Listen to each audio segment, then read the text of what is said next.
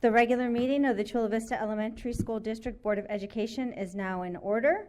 Welcome, everyone. All board members present except for Vice President Fernandez. We will now approve the agenda. Is there a motion? So moved. Second. Moved by Clerk Tamayo, seconded by Trustee Bishop. All those in favor? Aye. Any opposed or abstentions? Motion carries 4 with 1 absent. Oral communications on closed session items. The oral communication section provides the public with an opportunity to address the board on closed session items only. Persons wishing to be heard may attend in person and should complete a request to be heard card and submit it to the recording secretary before the start of the meeting. Speakers are requested to limit their remarks to 3 minutes and speak in a respectful and professional manner. The board shall limit the total time for public input on each topic to 20 minutes. With board consent, the president may increase or decrease the time allowed for public comments depending on the number of persons wishing to be heard. No board action can be taken. There are no speakers. We will now adjourn to closed session in accordance with the following.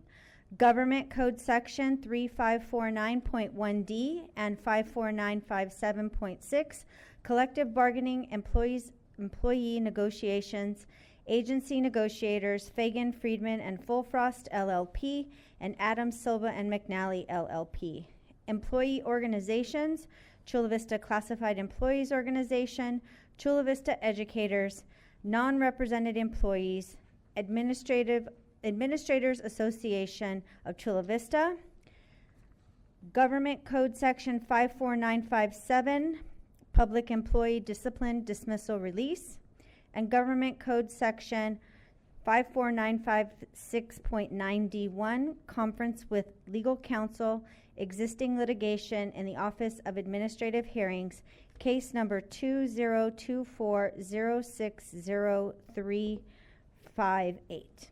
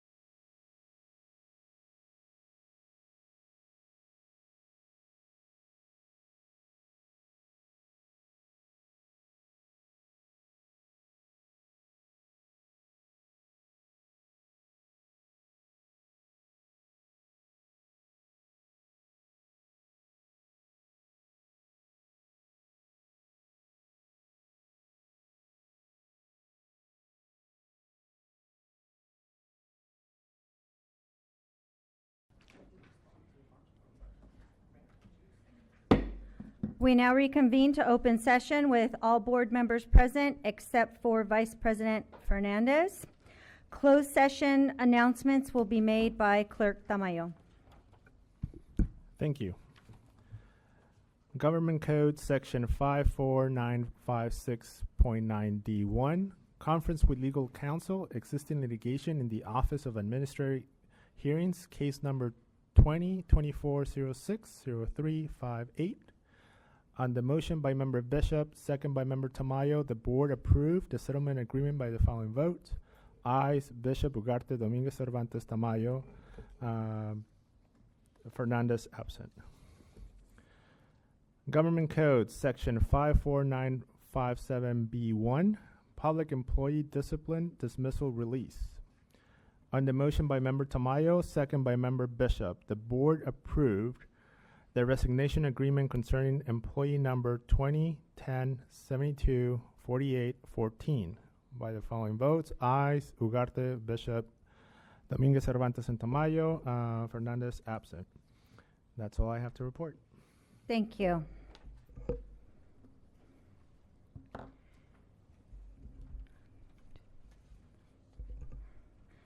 The open session of the regular meeting of the Chula Vista Elementary School District Board of Education is now in order.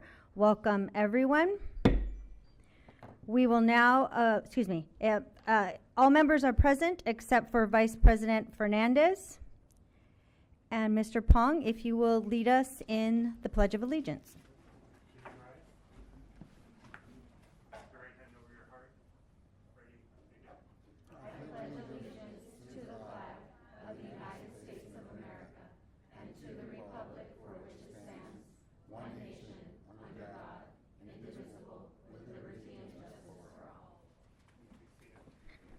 Thank you, and welcome to the dais, Mr. Pong. We will now approve the agenda. Is there a motion? So moved. Second. Moved by Clerk Tamayo, seconded by Trustee Bishop. All those in favor? Aye. Motion carries 4, 1 absent. Special recognition, awards, and honors.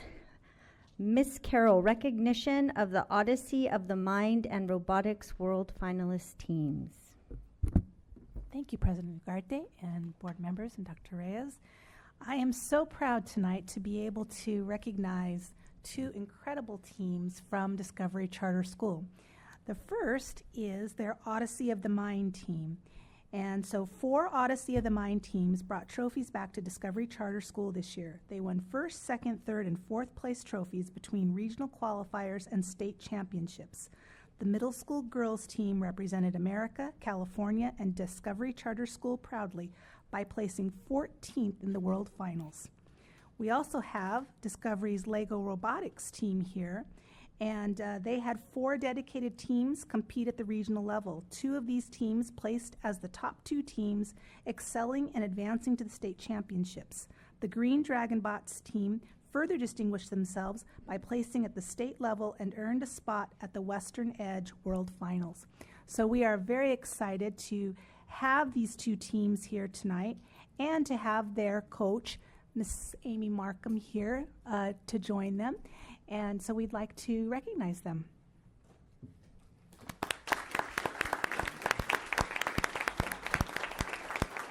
How about if we start with the Odyssey of the Mind team? If you'd like to come on up first.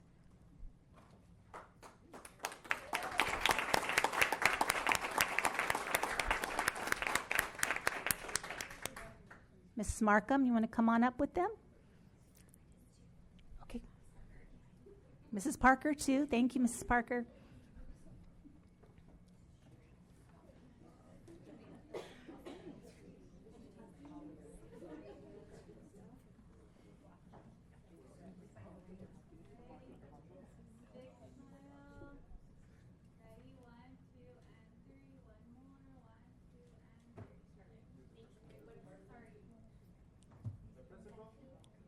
Oh, yes, I'm sorry. Principal and Executive Director, come on up.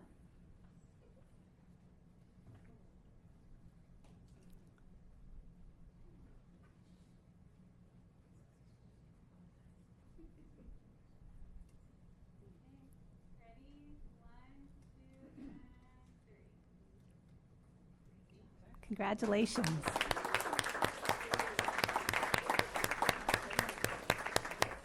And now let's have our green dragon bots come on up.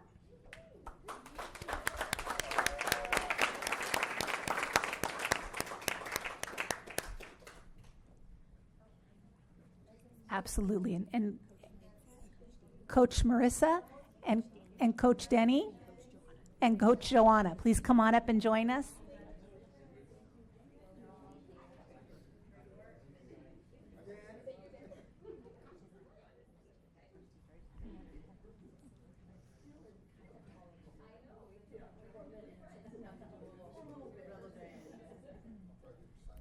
Yes, I can. Everyone look this way. Big smile. 1, 2, and 3. Perfect. Thank you.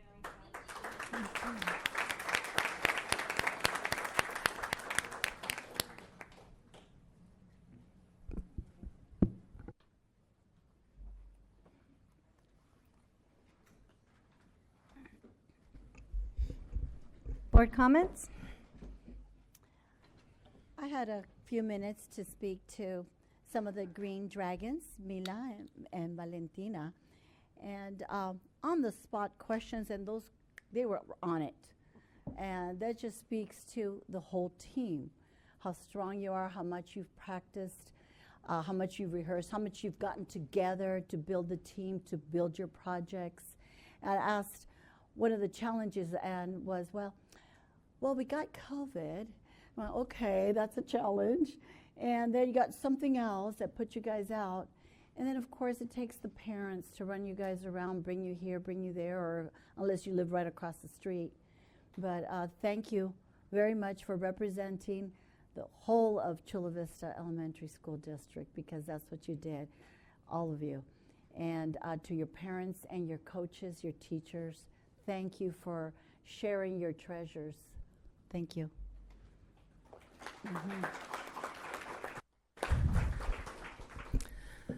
First of all, congratulations. That is incredible. Am I right in understanding you said the world championships for both? I mean, I don't know actually how old y'all are, but I definitely didn't get anything with world anything until never, actually. Well done, you guys. I was an Odyssey of the Mind kid, though, and I know how much work and how much fun that is. Congratulations on being so outstanding in your field, both of you. I know you did a little shout out to the Green Dragon, so I'm going to call OTM folks. It's an incredible competition, and it requires so much outside the box thinking, and I'm really impressed with how well you all did. Great job, again, representing us as a district and really excelling really early. Let's see what you do next. Best in the universe? It sounds good. Anyway, congratulations, you guys.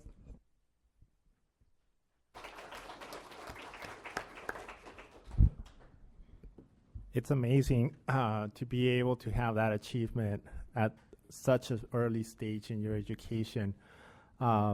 I mean, the middle school girls going to the World Finals and placing 14th. That's an amazing achievement, because you're competing around the world with others that might have other type of access. So being able to rally up and concentrate on developing the training, developing the skill set, developing the leadership and the endurance to be able to constantly learn and practice what you're learning, right? The level of robotics, it's amazing to be able to have that talent, because that in itself, that skill set doesn't necessarily just apply to robotics. It's the critical thinking that you're developing, because you can apply it to many different fields. And that is something that I wish I had more in school. I didn't get to play with Lego robotics until I got to late high school. So you being able to have it this early, it's going to benefit you greatly. So congratulations on everything that you're doing. Congratulations to the parents for giving your kids that opportunity, because without you, they wouldn't have this opportunity, because it does take also the parents to be able to take them, to mentor them, to buy them the additional equipment or additional resources, right? Or just being able to be there for them. That's important and critical. So congratulations overall. I'm very happy to have met you all and to be able to be in your presence and share a little bit of your light. Thank you.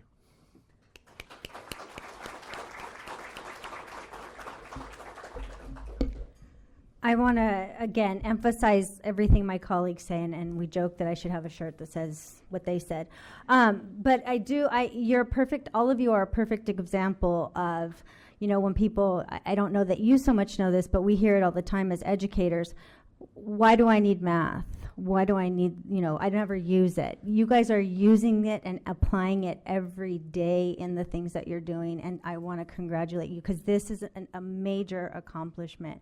And I want to thank you, because you make our district look exceptionally well, and that is something that we appreciate. But again, thank you to your parents, congratulations, and excellent job.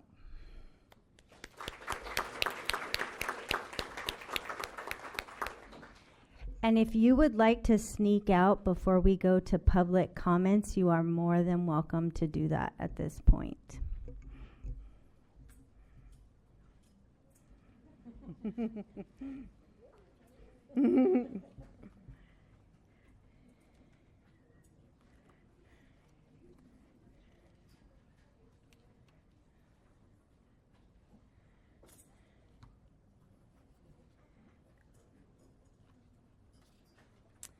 Communication to the Board of Education.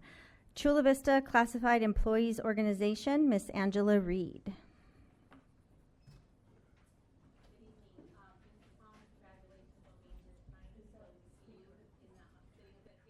Is the microphone on? Fix myself. Oh, there there we we go. I'll say it again. Congratulations, Mr. Pong, on being here tonight. Appreciate to see you. I'd say this. I started my speech with this past school year, but really it's been a lot of years coming. I have spent considerable time reflecting upon the methods used to assign classified human resources to school sites, as the current method of doing so does not make sense to me. The existing approach seems to match the methodology used for certificated staffing needs, which is to assign personnel based on student population. While this works well for certificated staff, it is a poor model for certain classified personnel, because it does not account for differences in school layout or material conditions of the site in question.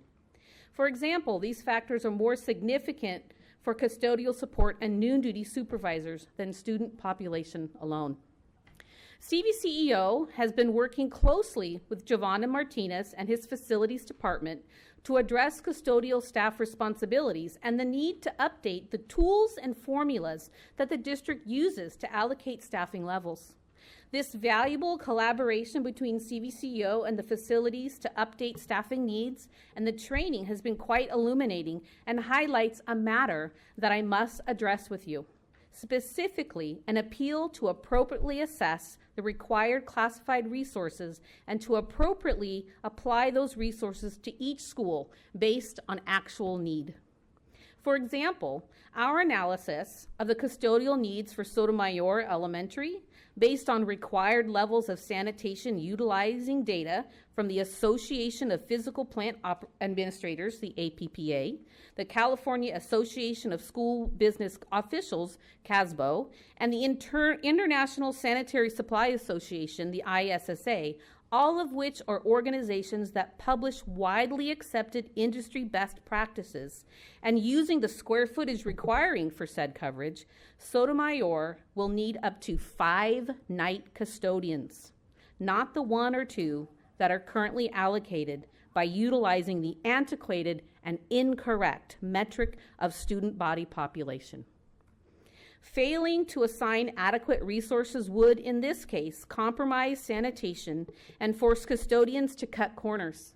CVCO finds this completely unacceptable, as those same employees could then be held accountable for failing to meet a standard that is not achievable with the arbitrary formula currently in place. Furthermore, inadequate staffing would cause the school to fail to meet sanitation requirements at the detriment of our students. We need to set our people up for success. And while that will require an assessment of what we're asking each individual to do, to ensure that adequate resources are assigned to enable achievement of the resources. For custodial staff, school size, special education classrooms, early childhood education classrooms, and after-school usage are better measurements than population alone. The same care and resources applied to other areas of the district should also be applied to noon duty support. It is unconscionable that any school site uses site funds to ensure the safety of our students on the playground because of any shortfall caused by the district's unwillingness to provide appropriate staffing levels, which could and does result from a poor requirements model. Staffing solely based on student population is inadequate. School site councils should never be faced with the hard choice of cutting student safety for a lack of budget. As with custodial staff, noon duty coverage should be assigned based on campus size and areas of supervision needed. I propose that over the coming weeks, the district work with CVCEO, facilities, and school site principals to establish better metrics in determining manning requirements for each campus. From there, we recommend an assessment of resources and an increase in assignments to ensure that each school is appropriately staffed to be clean, safe, and successful. Thank you. Thank you. Administrators Association Chula Vista, Ms. Teresa Corona.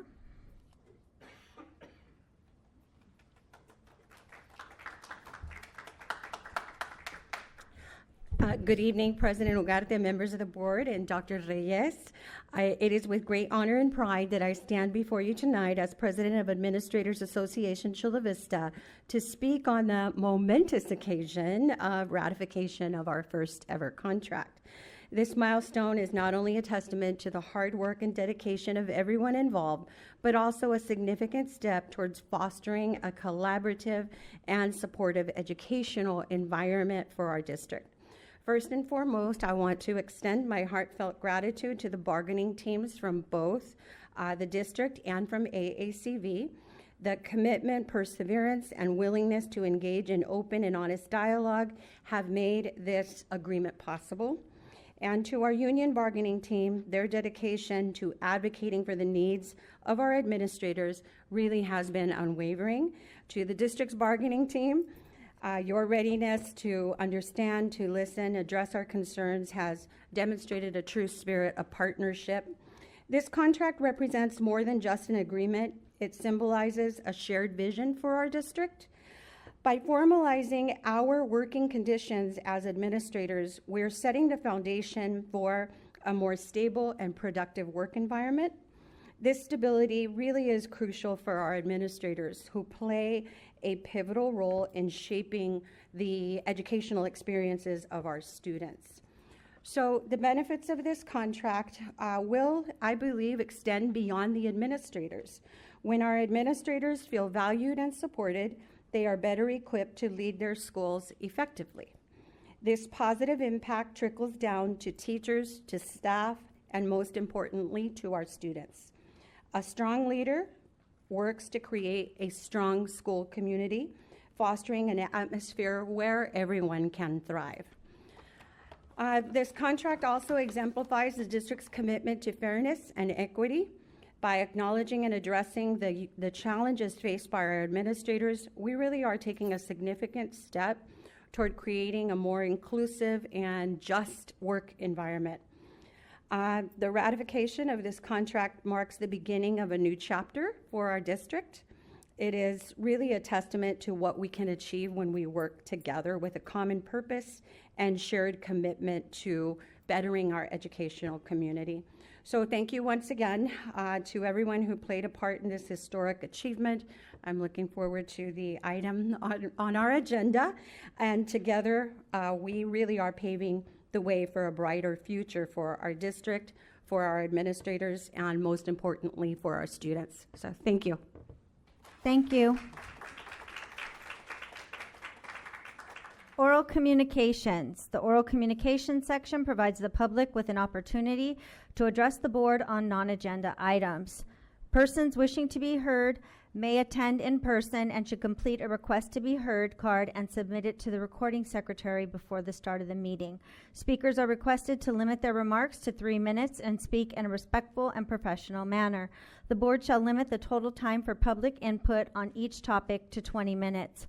With board consent, the president may increase or decrease the time allowed for public comments depending on the number of persons wishing to be heard. No board action can be taken. We have 2 speakers. Cheryl P.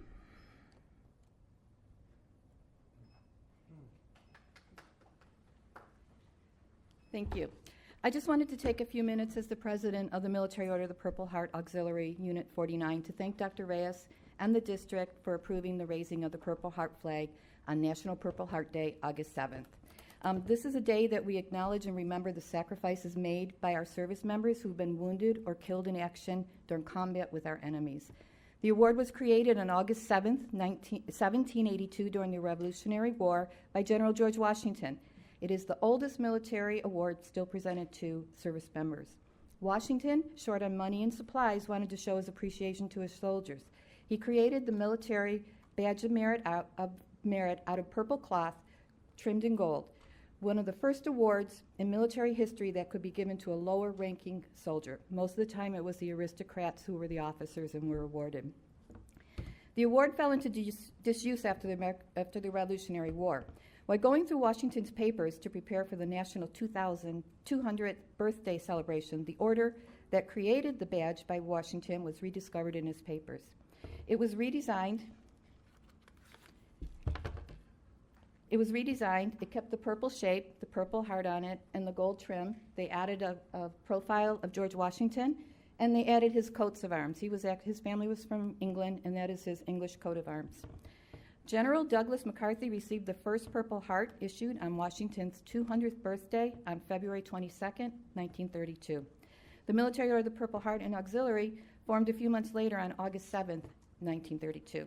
Our local unit has been carrying out the mission to be of service to veterans and their families since we formed in 1940. So I want to thank you for helping us complete our mission to remember and to be of service to our veterans and their families, and remembering the Purple Heart recipients in the district here in Chula Vista. Thank you. Thank you. Francisco Tamayo.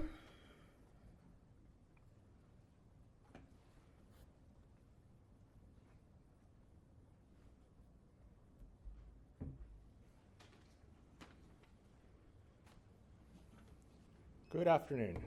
My name is Francisco Tamayo, and I'm running for CVSD seat number 4, currently occupied by Trustee Bishop, because as a parent of a student in the district and an 11-year trustee, I have never been as appalled by the actions and the comments of a colleague as I am now. Throughout my tenure, I have championed the needs of students and staff at CVSD. It deeply concerns me to witness the mockery of the trustee office where personal agendas are being forced upon the board and the district. I am especially disturbed by the appalling and degrading comments made against children and the racist remarks directed towards Latinos and underserved communities. This behavior is unacceptable and has no place in our district. Additionally, there have been several instances where Trustee Bishop has attacked others behind closed doors and publicly taken full credit for the hard work done by CVSD. This behavior undermines the integrity of our board and the district. The actions of my colleague continuously distracts the district from its main mission of teaching and learning. At a crucial moment when students, staff, and the parent community are still suffering from the regression in academic achievement due to COVID. Instead of focusing on the needs of our students, her actions are solely for personal gain and self-promotion. During my tenure, I have tirelessly advocated for additional resources to support students who are being left behind due to the socioeconomic conditions created by our economy and our geographical location in the binational corridor with Mexico.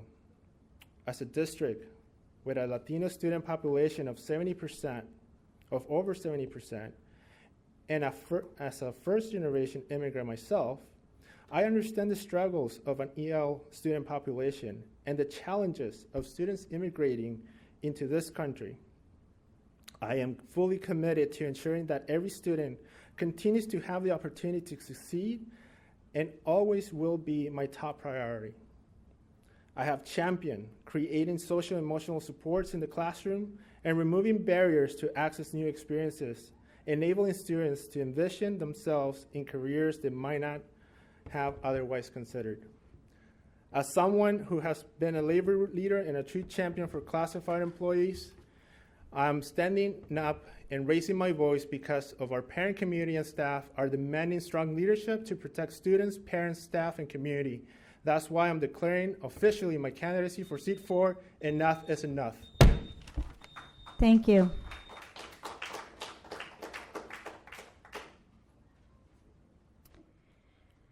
There are no further speakers. Oral presentations and written reports. The District Safety and Health Update, Mr. Romero. President Ugarte, Governing Board, Trustees, and Superintendent Dr. Reyes. It's my pleasure tonight to present our monthly safety update. So this month, I would like to call up Ahmed Wiggins to the podium and introduce our safety and security team.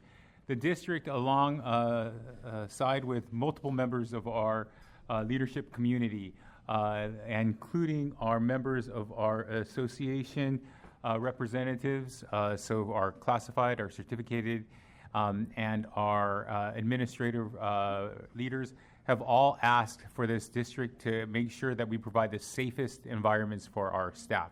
So we are super proud to partner with ELOP, who has provided us additional funding to make sure that all areas of safety in our district are well represented.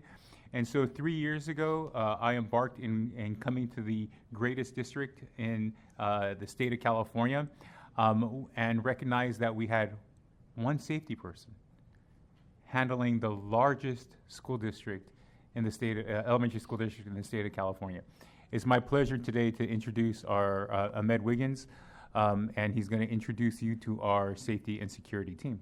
Mr. Wiggins. Thank you, President Ugarte, Board, Dr. Reyes. Good evening. I'd like to introduce our new team. First off, with Mr. Darren Newborn. Darren, come on up. Darren is a Army veteran of 13 years. Our newest member of our team, what he will be doing is he'll be the school site safety coordinator. So he'll be going out to the schools, being proactive at the school sites, going out and taking care of things that need to be handled on site.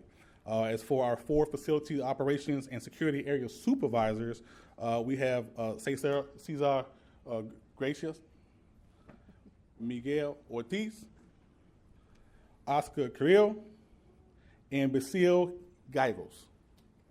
Did I say that right? All right. That was tough.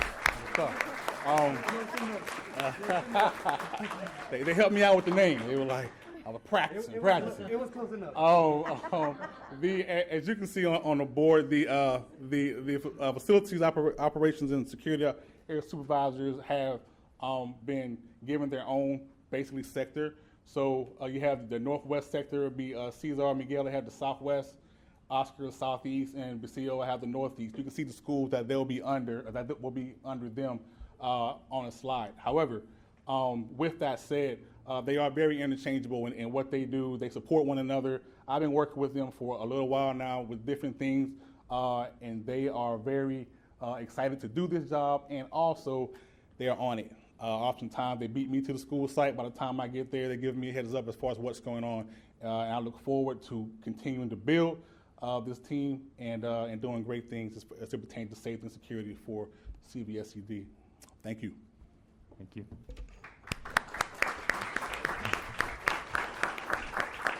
So one of the things that we're excited about is the professional development that we have. So Ahmed Wiggins is a trainer of trainers for Stop the Bleed. So that is one of the things that we're going to be engaging on, training our staff with.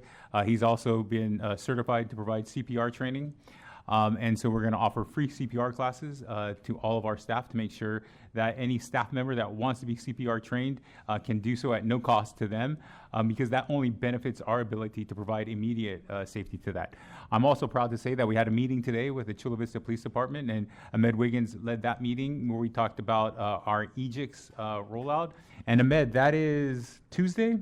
We're doing the? That exercise will be on the 18th. So Thursday at Sonia Sotomayor. So we're going to officially invite the board out that day for that training to see it in action. And we were super excited this training will be in active shooter style training. So we're going to have real incident command center set up. We're going to have drones that are going to be there. I'm happy to say that all departments from our early childhood to our business department, we're there today with the CVPD, making sure that Chula Vista is the safest schools in the state. So thank you all. Last thing is with Senate Bill 533 coming out, our workplace violence prevention plan is we're going to be looking at meeting with our principals and APs on July 17th. And then meeting with our organizations to talk about what that training will look like. We're hoping to put our training in place so we have multiple options for our employees to be trained. So we're going to do a live training, and then from that live training, do a video where we'll be able to upload that video into our JPA library. So if employees aren't able to attend the live training, or if we hire employees during the year, we have a place for them to get that training. And then we're going to have our ESSC Safety Committee introduction on July 31st. Thank you. Any questions? Thank you. We have no speakers on this item. Board questions or comments for Mr. Romero's presentation? I want you to know how much I appreciate, and I'm sure the rest of the board does too, how much I appreciate your focus on the safety of our children and our staff. I really appreciate how much this has grown to look at it from a more holistic manner. Thank you. Thank you, Mr. Romero. Appreciate it. Thank you. I also want to thank you for your excellent attention to this. I'm excited to see a whole team and it being divided by area so that we can really address the needs of those schools. I did have one question about the list of things from the walkthroughs and where we are on that. Yes, great question. And so we are now at the phase where we're going to look at bringing those options to closed section next month. Okay. To talk about that, because all of those things, those recommendations, some of them we are already putting into place, Sure. but some of them come with a price tag. And Sure. so we want to make sure that the board has all of that information for what those recommendations are. But at our next closed session meeting in August, we'll have a full presentation for the board.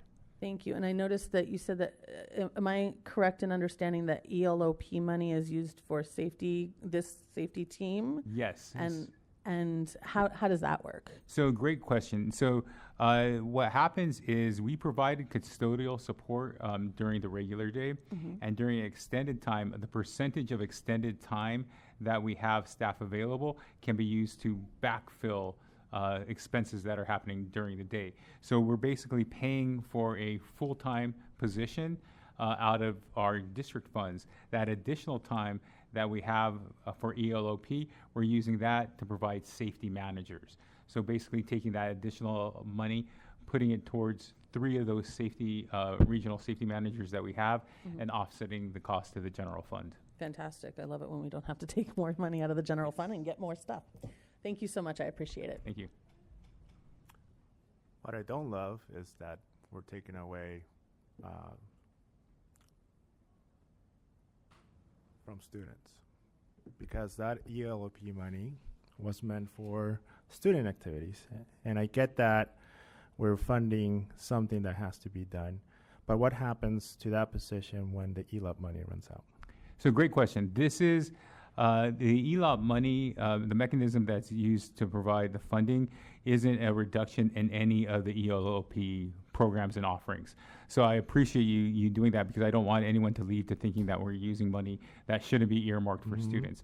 There's a percentage of the ELOP money that's earmarked towards staff, and that's where we're using some of this money for. So none of the programs will be impacted by this, and the ELOP funding is the additional cost that we have for those staff members that were already in place to provide them the safety portion of it. So these were all 4 staff members that were already in place, but we gave them a little increase in pay for the increase in responsibilities, and that's where that funding comes in. So it's a micro of the $27 million. This is a micro addition to their positions. So what percentage of the $27 million would you say is dedicated to staff? That would be a question for this.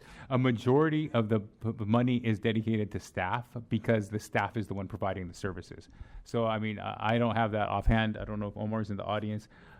So I think, and just a point of clarification, are you talking about staff that has direct contact with students, or staff that does not have direct contact with students? Staff that doesn't have direct contact with Exactly. students. Okay, Yeah, so we he's can get talking that about the information. four, yeah. Yeah, I can get that information for you and provide that in a weekly update. Thank you. Yes, and good thing our weekly updates start this week. Yay! Thank you for the report, and thank you for introducing the team to us personally. I love being president of CVESD school board, but unfortunately I have a job that prevents me from attending a lot of things that happen during the day, and that's because I work in education as an educator. The 18th is also when we're starting, and so I'm unable to attend that safety training. Can you talk to me more about what's happening at the ESSC on the 31st and the approximate time for that? Sure, Ahmed. I think Ahmed will be able to come in and answer that question better. So. Mm-hmm.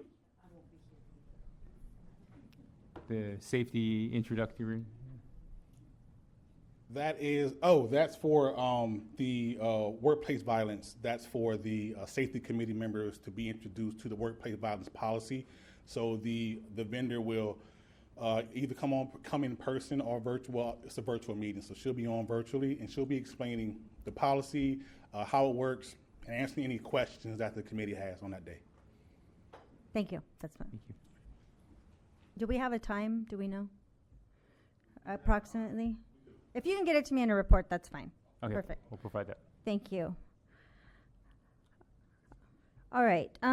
We also, our next item is the City of Chula Vista School Resource Officer Services Partnership with the Chula Vista Elementary School District. Mr. Romero. So great. It's my pleasure today to talk about the Chula Vista Police Department on the CVESD partnership. Dr. Reyes and myself had the pleasure of meeting with our school resource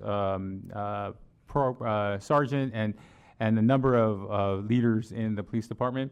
One of the greatest things that I learned from that meeting was the long-standing partnership that this district has had with our Chula Vista Police Department.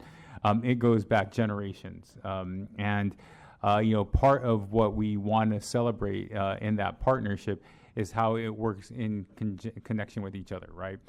Anytime there's an incident that happens at the school site, we have an ability to partner with our partners to provide immediate access to safety and security. So it's with pleasure tonight that I introduce Sergeant Caceres and allow her to take over.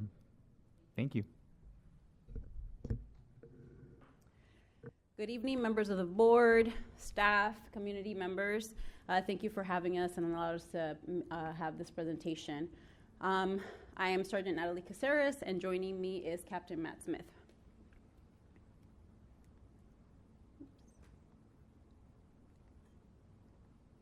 So first and foremost, I always like to start with our mission values. The values or the mission of the Chula Vista Police Department is the Chula Vista Police Department, in partnership with the community, is dedicated to providing community policing with the highest level of professionalism and transparency. Chula Vista Police Department employees will provide fair, courteous, and compassionate service to enhance the quality of life in Chula Vista. Our core values are leadership, respect, integrity, and accountability. Part of our Chula Vista culture, and our chief is very big on this, is the heart behind the badge. The chief personally interviews every police officer candidate and makes sure that their values are in line with ours. And with that, I will introduce you to our school resource officer team. These are the officers dedicated to the Chula Vista Elementary School District. So myself, Sergeant Natalie Caceres, Agent Tommy Kraft, Vanessa Eliescu, she will be in charge of the northeastern schools. Officer Daniel Santana will be in charge of the northwestern school. Officer Anthony Hernandez will be in charge of all the southwestern schools, and then Officer Lowell Moreno will be in charge of all the southeast schools. And before I continue, I'd just like to tell you a little bit about myself. So I actually was born in the Dominican Republic. I grew up in New York City.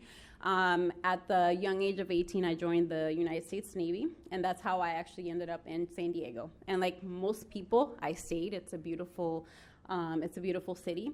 And the whole entire time that I've been here, I've been in Chula Vista. My daughter is a product of the Chula Vista Elementary School District, went on to the Sweetwater Union High School District, and will start her fall semester at San Diego State. So my daughter is a product of your teachings. At the police department, I've been here for approximately 15 years. I myself was an SRO at one time, served 4.5 years in the SRO unit, specifically working with the elementary school district. From there, I went to be a detective. I was a detective for 3.5 years, specializing in domestic violence and child abuse, and then finally promoted to sergeant, where I was given the opportunity to come back to the SRO program. So some of the details in regards to the SRO program at Chula Vista Police Department. So in conjunction with our Memorandum of Understanding, there are 4 SROs dedicated to the elementary school district, and then half of the agent. The cost for this for the fiscal year of 2024 and 2025 is going to be $802,479. And we are now serving 47 schools at the elementary school district. The total unit size is 12 sworn personnel, plus support and management. Additional officers, another supervisor, support and management are all funded by the city of Chula Vista. So within the unit, we have over 131 years of combined police experience. So what is an SRO? It does definitely take a special kind of officer. We want officers that have a passion to working with the youth. We want officers that are nurturing, that are community-oriented, that are good active listeners. We want them to have empathy, and we want them to have a very positive attitude. We want them to have a desire to work within the schools. We want them to be positive role models for the community, and often our parents themselves or former students. For example, our officer, Daniel Santana, was a former safety patroller. There is a careful selection process. Historically, we've asked members of your board or members of the district to participate in selecting our new SROs. They do go to specialized training. They become subject matter experts and educators, and then they are required to have a minimum of 4 years to the SRO program. So the specialized training that we talk about. Once they are selected to the SRO program, they will go to a specialized 40-hour SRO course. A lot of them already come with the psychiatric emergency response training. A lot of them do become experts in advanced active shooter scenarios, advanced critical incidents. They are trained in implicit bias in de-escalating incidents. They are trained in educational code, juvenile law, internet and social media safety, as you all know. Students are very highly involved in social media. And then they are educators for your students, staff, and families. What do SROs do? The major part of our program is for them to build those partnerships within the schools, with your students, with your parents, and the community. We do work with other community organizations, for example, South Bay Community Services, to provide resources to your families. We are public safety experts, specialized in schools culture and schools, student psychology or children's psychology. We foster vital relationships, so we do counsel these kids in the right things to do. And those mentoring opportunities happen on and off campus. We build relationships with the schools, and we provide proactive and constructive mentoring to the children. And then we obviously provide problem-solving skills in order to reduce incidents at schools before they happen. We also offer a wide variety of programs. We teach the kids about internet safety, drug abuse recognition, vaping reduction, which has been a big thing lately, the use of vaping. So we try to teach the kids in regards to not using vapes. We do have gun safety campaigns. We offer school assistant review board support at the district level. We do tell the kids and the families in regards to the Student Speaking Out program, which is a program where families and students, community members can anonymously report things that are happening even before they become crimes. We work with the district attorney's office to provide the Handle with Care program, which provides resources to the children that are involved in critical incidents the second that they get to school. We obviously manage the Safety Patrol program. We hold the Shoe and Sock Drive every year, where we provide shoes, socks, and backpacks to the children of the district. We provide support for Red Ribbon Week, the Veterans Day Parade, Walk to School events, autism support. We have the Calvic grant at the police department. Our big thing is the drones as first responders, where if there is a critical incident, you have a drone flying over your school providing eyes in the sky the second that the call comes out. And we also have Live 911, which shaves off minutes in officer response, because the officers are able to hear as soon as that call comes in to the call center. So what SROs don't do. SROs do not act as uniformed security. They are not proactively policing for enforcement. They are not conducting random or routine searches, and they do not focus on arrests. A little glimpse of what it would look like without SROs at the schools. CVPD will continue to respond whenever we are needed at the schools, but it will be on a priority first come, first served basis. There will be no direct point of contact for the schools. It will be little proactive efforts, meaning that proactive relationship building, which is very important and vital to these children. There will be the limited education activities, meaning, for example, Red Ribbon Week, it would only be if there is an officer available. There's going to be little or no specialized training, meaning that the officers that are responding, patrol officers, are not trained to work specifically with children. There's not going to be that much knowledge based that the officers that are responding with the schools, the students and staff, and then obviously the limited ability to leverage these relationships. Now, the board had asked us to be able to provide some statistics in regards to the calls for service that are at the schools. As you can see, this is for a call period between January of 2023 and May of 2024. These are citizen-initiated calls for service. When I say citizen-initiated, meaning most of these calls are initiated by your staff, your students, parents, or any citizens at your school sites. So as you can see, between this period, there was 1,043 calls for service. The majority of them were actually false alarms, meaning an alarm at a school where there was essentially officers responded and no crime is being committed. The next after that is protected call types, meaning sensitive investigations with the children themselves. After that, most of them were disturbances, assault investigation, threat assessment, things of those nature. The next, and I think is probably one of the most important, is officer-initiated calls for service at the schools. As you can see, the number is a lot higher. 2,500 calls within the same time period of officers going to your campuses, visiting the children, having lunch with them, building those relationships, making them aware that they can trust the police. We are part of your community. We are part of the family. The rest are, right after that is meeting with your admin. So threat assessments, making sure that they're planning events. After that is special events. A lot of the times also traffic enforcement, that the officers are showing up because there is some sort of traffic related issue. So those are all the call for service related, but the officer initiates it. Something else that we wanted to show you is there are calls that are coming through to dispatch that are after hours, meaning on the times that the SROs are not on duty, and even when technically there's no actual school at that time. So between the hours of 5 p.m. and 6 a.m., we had, between the same time period, January 23 and May 2024, 275 calls for service that came in. Again, the majority of those calls were those false alarm calls at the school sites.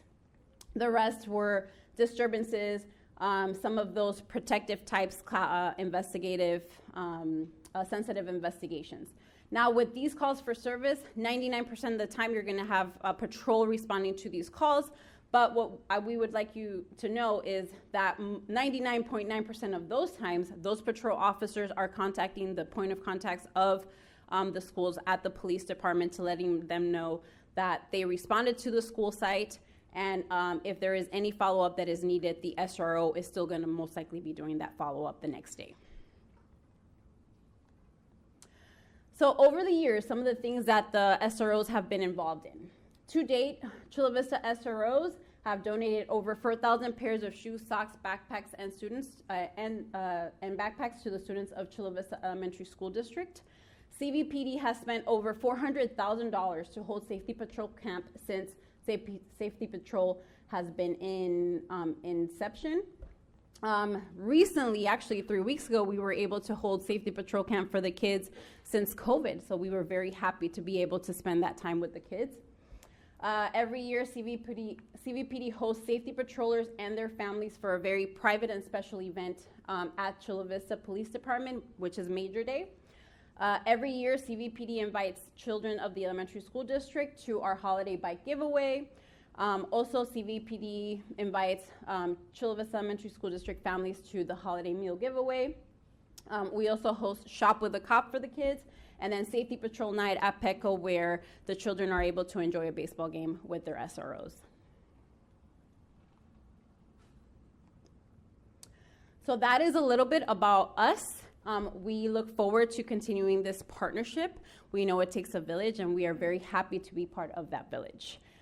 We also put a little slideshow together for you guys to see what we've been doing for at least since I've been in SRO, part of the SRO program, which is about 10 years worth of events, and I hope that you enjoy the slideshow.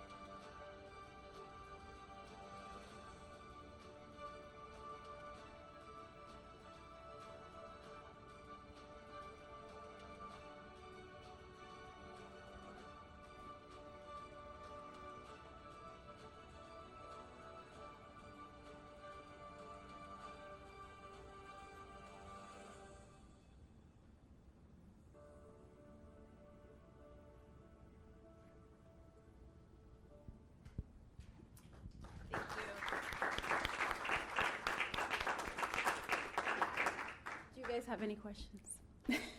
There are no speakers. Does the board have any questions or comments they'd like to make about the presentation? I do. Thank you. One of my biggest concerns has been that the children all see you as the friend, and because you are, and just things have gone crazy for certain periods of times, whatever, and things became fearful. So I'm especially appreciative of the nurturing, trust, and safety component, because then they'll see you as someone they can reach out to, and possibly even like little kids, you know, what do they want to do when they grow up? Police officer. So I appreciate your presence, and any other activities that you might do at the schools as they rotate through. But in regards to Red Ribbon work week, do your officers do this at every school or just some schools? Well, usually the schools reach out to the officers. There's only 12 of us. Yes. So we usually do that as a first come, first serve, but we also recruit officers that are in patrol to be able to be at as many schools as possible Right. during Red Ribbon Which Week. is next to impossible to be at all of them. But I'm wondering, Trustee Ugarte, if that's something we could look into more, is how we can partner more with our police department and expanding and bringing back Red Ribbon Week as it used to be like eons ago. Dr. Reyes, if you'll make sure we I will certainly look into that. Thank you. And thank you. Everywhere I go, you're there. These community gatherings, thank you. And your presence is well appreciated, and your work is very much appreciated. Thank you. Thank you so much for this excellent presentation. I really appreciate the work that went into it and being very clear. I really especially appreciate, though, what we do and what we don't do, because there's sometimes a lot of confusion in the community. So I appreciate having those kind of divided out. So the total budget is $802,479, and that represents 4.5 full-time employees. Is that correct? Correct. Awesome. And then the rest of the 12 is covered by the city of Chula Vista. Is that correct? Yes, there's a portion that's covered by the Sweetwater Union High School District. I see. Okay, so it's kind of divided. It's not all city and then us. Correct. So, okay, great. That was a little bit confusing to me. Thank you so much. No problem. I noticed what I didn't see listed was all of the participation in spelling bee judges and Read Across America Week and speech judges. One of the things that I really appreciate is how much I've gotten to know SROs in our district from being a judge and being in those places and getting to see people show up. And I really appreciate getting to see you in those spaces for sure. I'm wondering, as we're going into our new school year, you talked about the sock, shoe, and backpack drive. Is that happening this year? And if so, It's been happening pretty much every year, even especially when I was an SRO back then. I used to handle that one. right. So yes, it is happening. It's happening this year. When is that? It's going to be it's going to be held in September this year. Oh, it's in September. Gotcha. So we're going to be doing it more as a back to school event. So yeah, it's tough to be year-round school, right? We miss a lot of back-to-school stuff. So, I mean, I'm just saying Chula Vista's all year-round, so we could use some moving that to July. And then the bikes, are those still happening? Are the bike thing?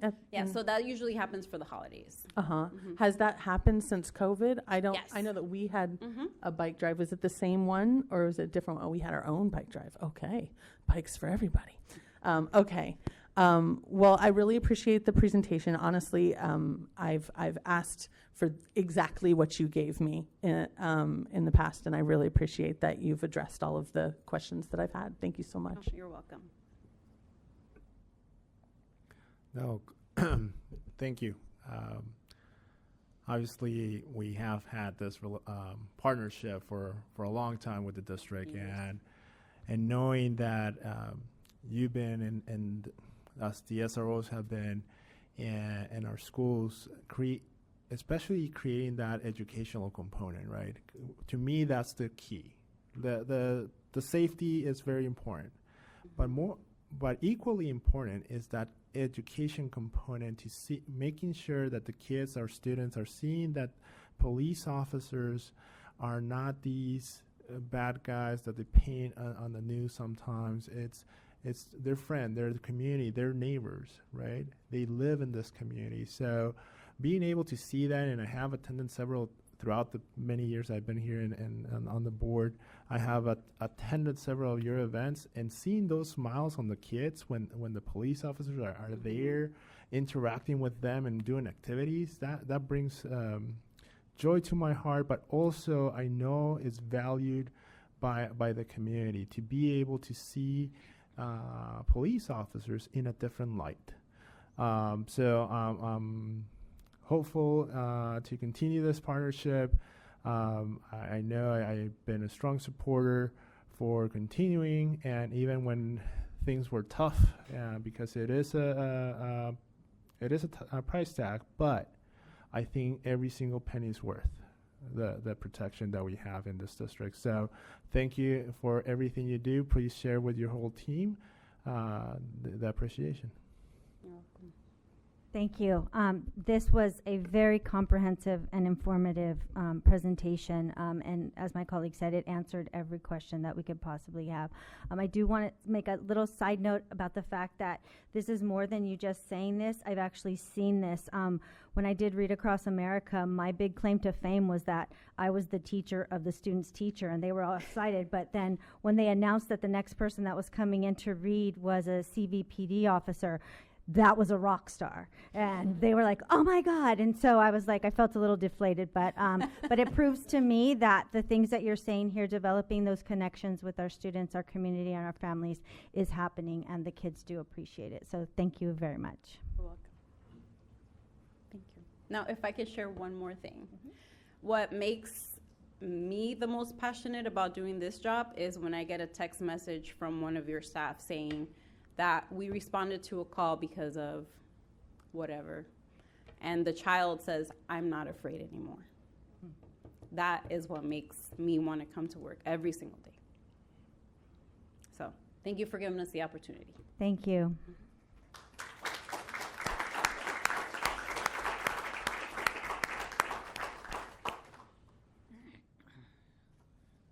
All right. Consent calendar. The following items listed under the consent calendar are considered by the board in one action. There will be no discussion on these items prior to the time the board votes on the motion unless members of the board, staff, or public request specific items to be discussed and or removed from the consent calendar. The public has pulled, and then I'll get to yours, 11C, 11D, and 11E. And then we can start with Trustee Dominguez. And F. And F. And then Trustee Dominguez Cervantes, if you would like to add any. Yes, I'd like to pull subsection 11CL, then 11D, 11E, 11K, 11O, 11CC. Thank you. Trustee Bishop? Yes, I wanted to pull 11D, E, I, J, and R. And Trustee Tamayo? Just 11E. Okay, and then as I read these back, if I've missed one, please let me know. This is an action item. Is there a motion to approve the consent calendar with the pulling of items 11C, 11D, 11E, 11F, 11I, 11J, 11K, 11O, 11R, and 11CC? Move to approve with those exceptions. Second. Moved by Clerk Tamayo, seconded by Trustee Bishop. All those in favor? Aye. Motion, Aye. motion carries 4 with 1 absent. And we will start with the public pulling of 11C. We have one speaker. Sorry, Michael Remsen. Well, good evening, and thank you for the opportunity to speak. I wasn't actually recommending pulling it. I just wanted to, this seemed like the most appropriate place to have a moment to comment. My name is Dr. Michael Remsen, and I am the president and CEO of the San Diego Youth Symphony, and it has been our honor and pleasure for the last 14 years to partner with the Chula Vista Elementary School District to provide both after-school music programs here in the district and to partner with music programs taking place during the school day. We were part of advocating for the role of the VAPA coordinator here in the district as more and more schools hired full-time arts teachers to ensure that the arts programs here in the district were being implemented appropriately and equitably in the district, and so that every child here in Chula Vista could be benefit from the arts as they continue to grow throughout the district since 2010. Your first VAPA coordinator, in fact, was a former SDYS employee who originally implemented Opus, the Opus project, which is our after-school program here in the Chula Vista schools. And then your second VAPA coordinator, who left about 3.5 months ago, was in fact a former SDYS teaching artist who then became a full-time teacher here in the schools before becoming the VAPA coordinator. And I'm here because that position is now open, and we have not seen a job posting for the position for the last 3.5 months, and we just wanted to make sure that you are all aware of that and that you are committed to, in fact, posting that position. After 14 years, so much work has gone on to making sure that every child here in the district has access to the arts. I've seen all of you speak eloquently about children's access to the arts here in Chula Vista, and the importance of this role is, in fact, to make sure that children are getting access to the art, and the role is there to make sure that that access is aligned, it's equitable, it's coordinated, and now, especially in light of Prop 28, that will continue to go forward. So I'm really just here to raise awareness more than anything else. I appreciate your time, and I thank you very much for your attention. Thank you all. Thank you. Dr. Reyes, do we have, are we able to relay the VAPA coordinator position? Are we in process with that? So right now we're in the process of looking at our coordinator positions and how we can either, because we do realize that we have a need for someone to take care of that job. So we're looking at to see if it's going to be full position or if it's going to be restructuring. But definitely there's going to be someone that's going to be taking care of that, of the duties and responsibilities of that job description. Okay. Can we get an update about that on Friday, please? Yes. Thank you. Trustee Dominguez Cervantes? I had one question. How will this training be delivered, the Regional Intervention Program? Dr. Reyes?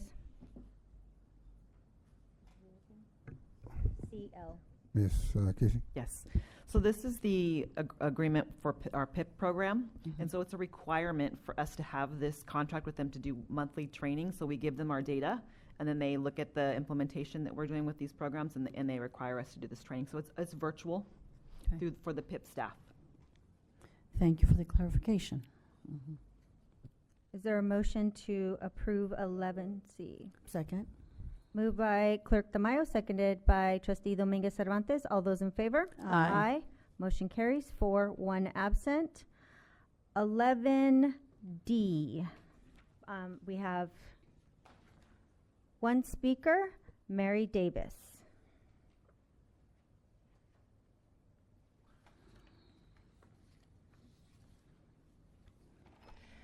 Hi, good evening. Mary Davis here. First of all, thank you for highlighting the need for safe gun storage. Awareness is key, much like other everyday and legally available things like swimming pools and medication. But I also encourage you to take this a step further through education. And by that I mean having people to have proactive and bold conversations, both with our own children as well as with other parents. And I'll give you an example. When my kids were young, this is not a pat on the back, it just happened one day. A news article came on with a tragedy, and I used it as a jumping off point to have a conversation with my kids about, when you go to a house, if you see a gun, always run home, I didn't even think anything about it too much. And then 6 months later, he came running home because a friend had pulled out a gun. And so when I talked to the parents about it, they said they just were so nonchalant, and they said, oh, we didn't think he knew where that was. And so I realized, like, okay, not every parents like you parent, right? You can't operate on that assumption. So gun education and training are key. Bold conversations. Sadly, also, we've outsourced many of our daily essential needs like food production and even our right to self-defense. And I bring this up because earlier you mentioned Sotomayor and your new school, but that brought to mind just a couple days ago that her armed security detail was able to defend themselves against an armed carjacking attempt right near her residence. It highlights the glaring discrepancy of outcomes between people that are armed, who are legally every day able to carry and defend themselves, and then the citizenry who we are held to a different standard and often face onerous burdens. So I would like to see education about gun rights, and that our rights come from God and not from the government, and the need for self-defense, and to not always hope that there's a cop around when you need one. Thank you so much. Thank you.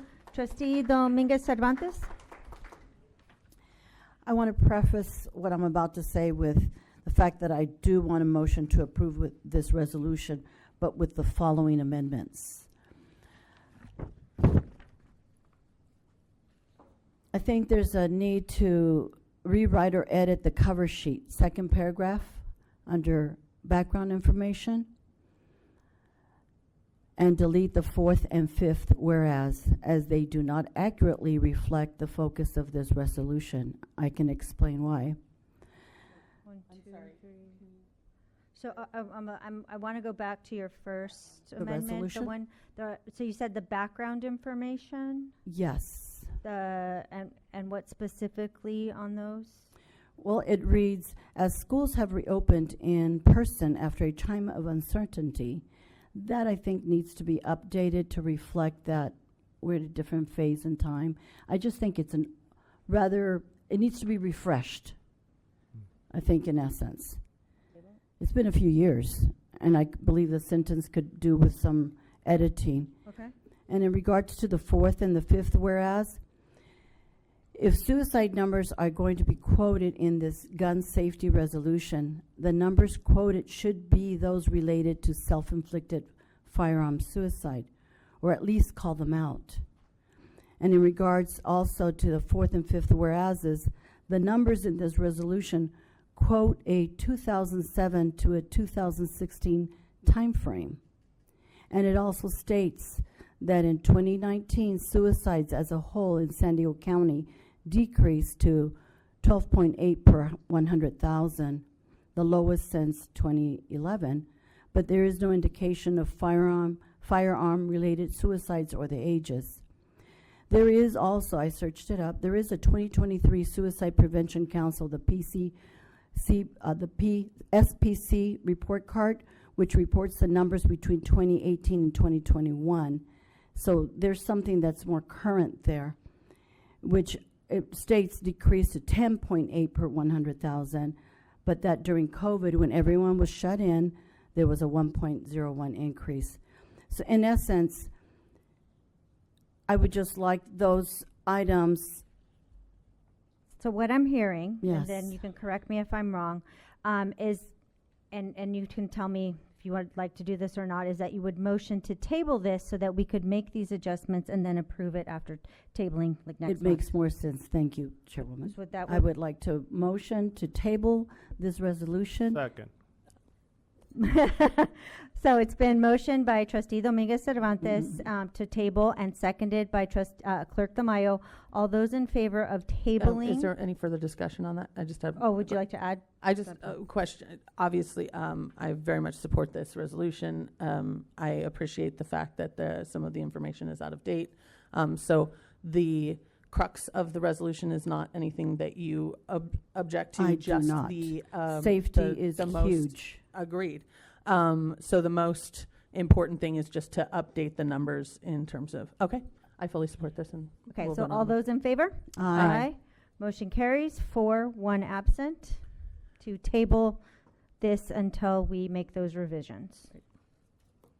All right, 11E, we have 4 speakers. The first is Daniela.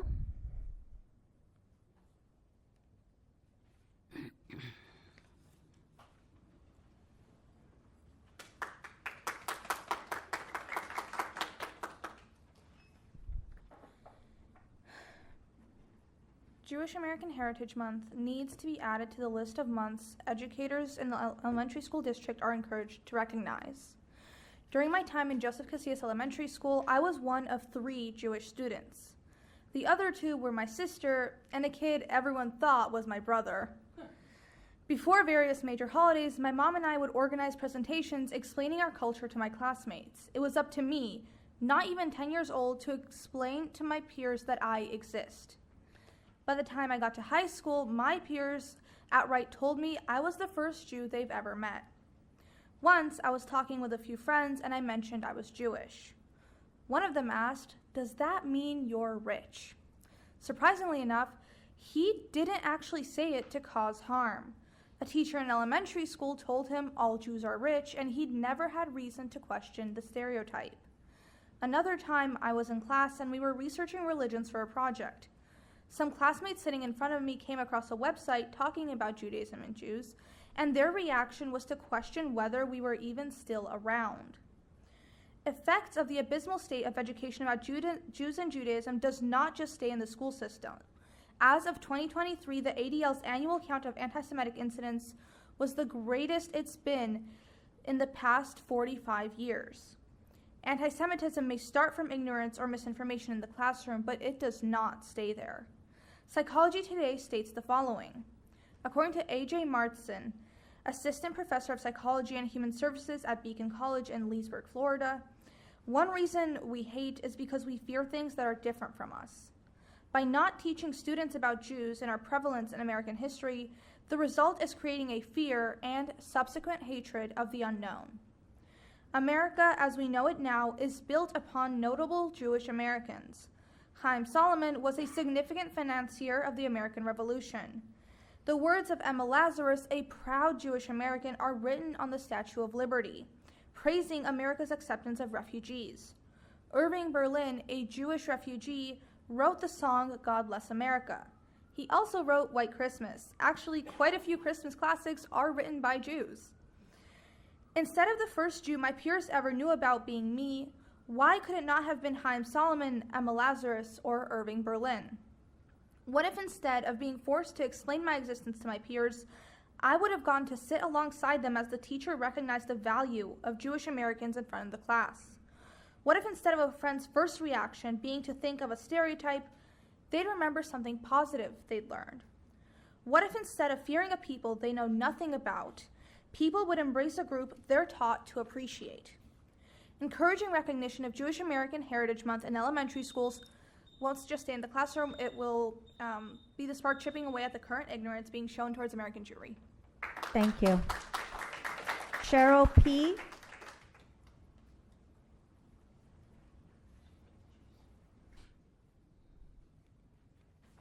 Okay, that's a hard one to follow. Who wrote this resolution and who decided what months are worthy of special recognition? I tried to research this California sponsored list that is noted, and I can't find it. And in fact, your list conflicts with a lot of the lists I could find online. I checked with the governor's office for proclamations, and there's 2 of yours that did not even receive proclamations. But the governor did have a proclamation for a month missing from your list, the Jewish American Heritage Month. And it includes that California will continue to lead the fight to confront racial, ethnic, and religious hate across our society with education and empathy. Tony Thurman, State Superintendent of Public Education, held a roundtable for countering anti-Semitism and understanding the Jewish identity in August of 2023.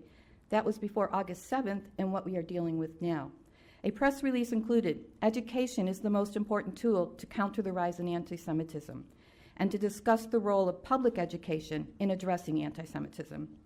He also was quoted in it saying, every time there is an act of hate, every time there is an incident, every time there is a threat, a child is affected, a family is impacted, a community is destabilized. The hurt is real, the pain is palpable, and this rise in hate affects us all, and that history teaches us that when anti-Semitism rises, acts of hatred among other communities closely follow.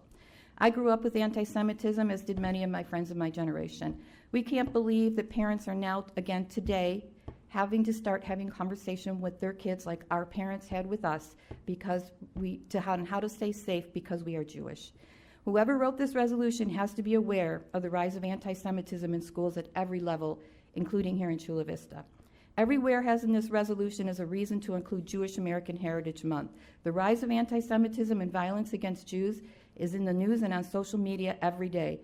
Why is the district excluding an opportunity to combat anti-Semitism and to promote understanding of its Jewish families, a goal of your own state superintendent?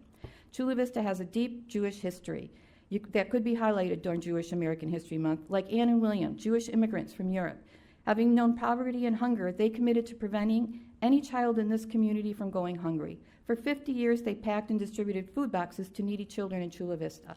In 2003, they were recognized for their volunteer work with the Hedenkamp Elementary School being named after them. Thank you.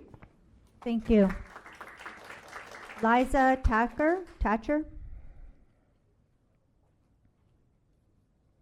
Superintendent, President, and board members. I am a proud constituent of this community. I have been a substitute teacher for more than 20 years at CVESD, and my own children attended schools in this district. I stand before you today to request that item 11E be pulled from the consent calendar and have Jewish American Heritage Month added for the month of May before adopting.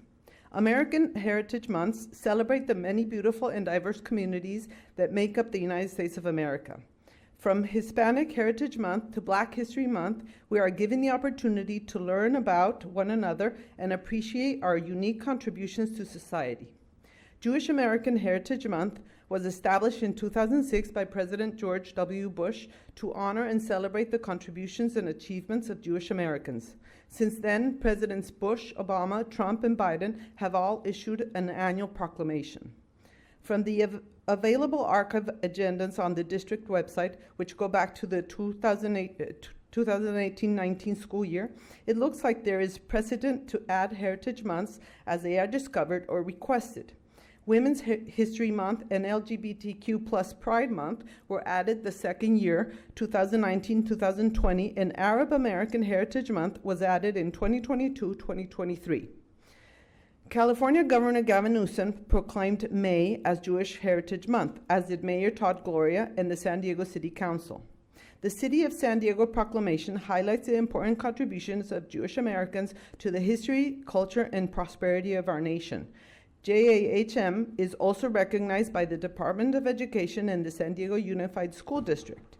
The Sweetwater Union High School District, which CVESD students feed into, also provides JAHM resources for teachers to use in their classrooms. One of the lines in your resolution states, whereas the history and contributions of many of our nation's inhabitants have been consistently overlooked, misinterpreted, stereotyped, and undervalued in the curriculum of public education institution, the Jewish people must be included in this.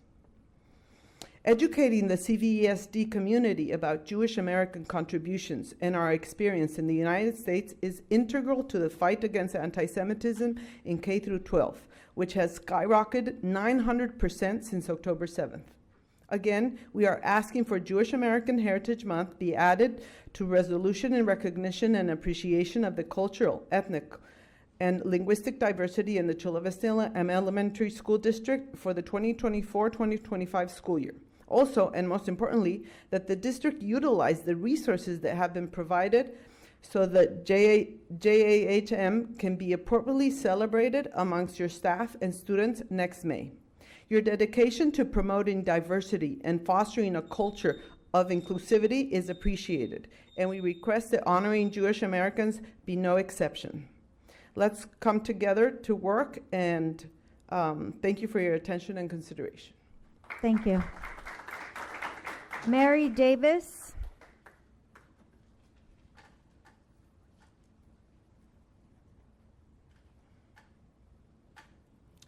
Hi, good evening. So I'm glad to hear them bring up about putting Jewish in there, because when I was going through the list, the problem, I want to celebrate this item and I want to support it. But the problem is, once you start adding things, it's so easy to overlook or forget. Or I see that you've lumped Asians in with Pacific Islanders. They seem like they're worthy of each of their own month. So you get into these nuances of identity politics that really actually serves to be very divisive. So while I think it's a noble intent, I actually would really you see I have my hat on here for Americanism, that we actually focus on what unites us. I would like to see a month of Unitedism, where we look for our commonalities and what we all share. As far as the Jewish month, I absolutely agree with that. And part of that is from my own upbringing. I always equated Jewish with Judaism. I just thought they were one and the same. I was never taught, never educated, and it wasn't until recently that I even really learned that there's a difference between ethnicity and then an actual religion of Judaism. So when I went through your list and I didn't see anything Jewish or Judaism, I was surprised, both because it was a missed opportunity for education, but also with this rise of anti-Semitism that we've seen and the Chabad shooting in Poway, I was actually pretty shocked that Judaism or Jewishness, however you'd like to refer to it, was not included as a topic. Lastly, too, I do have a little bit of exception with the LGBT, and I'll bring it up as to why. I am actually a staunch supporter of LGBT rights in the sense of equality treatment. You treat people like you want to be treated. Where I take exception is where the movement has gone in the past 2 decades in particular. In the 60s, 70s, 80s, it really was about equal rights. Nobody should be beaten. Was it Stonewall? Nobody should ever be treated differently because of an orientation. But it's morphed to, I think it was this year in Pride in June in San Francisco. If you look at social media, the Pride parade actually had people naked during the parade and went so far as to perform a sex act on another. That has gone too far, and that's where you start blurring the boundaries of when you are pushing rights, which I absolutely agree with, into something that maybe children should be shielded from seeing. Certainly wouldn't be allowed in public in any other, but a pride parade makes it okay. No, that standard it has to be the same for everybody. Again, not about orientation. Lastly, I do encourage you to celebrate Americanism. I wore my stuff because one day, 4th of July doesn't seem enough, and I make July all of it. I followed your lead and made it a month-long celebration of United States. Thank you. Thank you. Trustee Dominguez Cervantes. First of all, I'd like to echo each and every one of the speakers. I pulled it for that very reason and for a second reason, and I'll cover it. And I'm sure the board agrees as well, but we'll all share our piece. This resolution begins with the first whereas. American society is now and always has been pluralistic and multicultural, representing a variety of races, cultures, religions, languages, beliefs, etc. I looked up the meaning of pluralistic. A multicultural, pluralistic society is where people's values are respected. That's a big gulp, because we're all different. Even within our own groups, we're different. There's several moving pieces with the statement encouraging our educators to give special recognition. In regards to educators do not have age-appropriate approved curriculum to deliver the different focuses of whatever is going to be agreed upon. They don't have it. So you leave the teachers on their own. Some will go all the way this way or all the way the other way in researching their material that, quite frankly, it's going to be what that particular teacher believes in. That teacher's not going to teach something they don't believe in. They're going to pull out what most aligns with their personal belief. Then there's the matter of the educators' values. They have values as well, and they have a right to have their values respected. But some may feel compromised with a focus month as it violates their religious beliefs. In regards to parents, we also need to respect parents' values. I've been a strong advocate to increase opportunities for parental engagement. The June month specifically, the focus disrespects some parents' values and deprives them of their right to raise or care or protect their child as they see fit. We should not be introducing ideas to the children in order to influence their thinking and their behavior behind parents' backs. U.S. Federal Judge Benitez wrote, "Parental involvement is essential to the healthy maturation of school children. The school district is not the parent." I'm going to give you a specific example. I have family members that are Jehovah's Witness. They neither celebrate Christmas nor Halloween. But the school has been wonderful, the district, in allowing for those parents that want to opt their children out of that. Teachers have made arrangements to have the children go to the library, multicultural room, or they've made arrangements for someone to supervise them as they are not bound to participate in something that does not respect the parents, the family's values. On that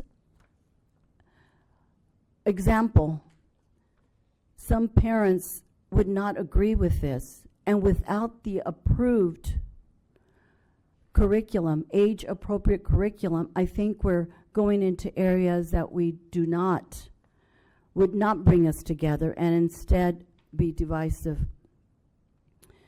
So for the CVSD board to encourage all educators to give special recognition to the state of California sponsored Heritage and Recognition Months, well, we realize that some of those lines may be subject to interpretation. If your boss tells you, "I encourage you to do this," what does that mean? Ms. Araceli, your boss tells you, "I encourage you to do this." That's a directive. Your boss is really telling you, do this. So again, it takes us back to unapproved material that might be shared with the children. On that note, because I believe there to be just too many moving pieces to it, I would like to motion to pull this subject, this item, and ensure that when it does return, that it does include Jewish American Heritage Month. Wait, That's my motion. Trustee Tamayo also Sorry, pulled it? I pulled it as well, Madam President. Madam President, I did. There's a motion to pull. Do you really mean motion to table? Yes, motion to table, excuse me. I will second that motion, and there's discussion if you want. Yes, I would. Okay, so I don't believe that we have to table this in order to accomplish it. There's a motion on the floor. Right, so, that I'm okay. discussing the motion to table. I don't believe that we need to table it in order to accomplish things to adjust this for this upcoming year. I believe that there is not large material changes that need making. Therefore, I don't support the motion to table. I think that we can make my understanding is that you would like to pull Pride Month from the list. That's not what I said. Oh, okay. Every single month requires, if a teacher is going to provide curriculum, it should be pre-authorized, pre-approved, age-appropriate curriculum. Dr. Reyes? Can I ask some clarification questions? Yeah. So my understanding is that it's not so much the actual months, but actually if we're encouraging, it's perceived as we're directing teachers, and if they don't have the right materials, right, then they might go a different direction. Is that what I'm? Yeah, yes, and I actually cut myself short. I wanted to recommend this to be assigned to our board policy committee so that certain items, if it's required or not, but we do need age-appropriate curriculum and the option for parents to opt out of certain things that violate their values.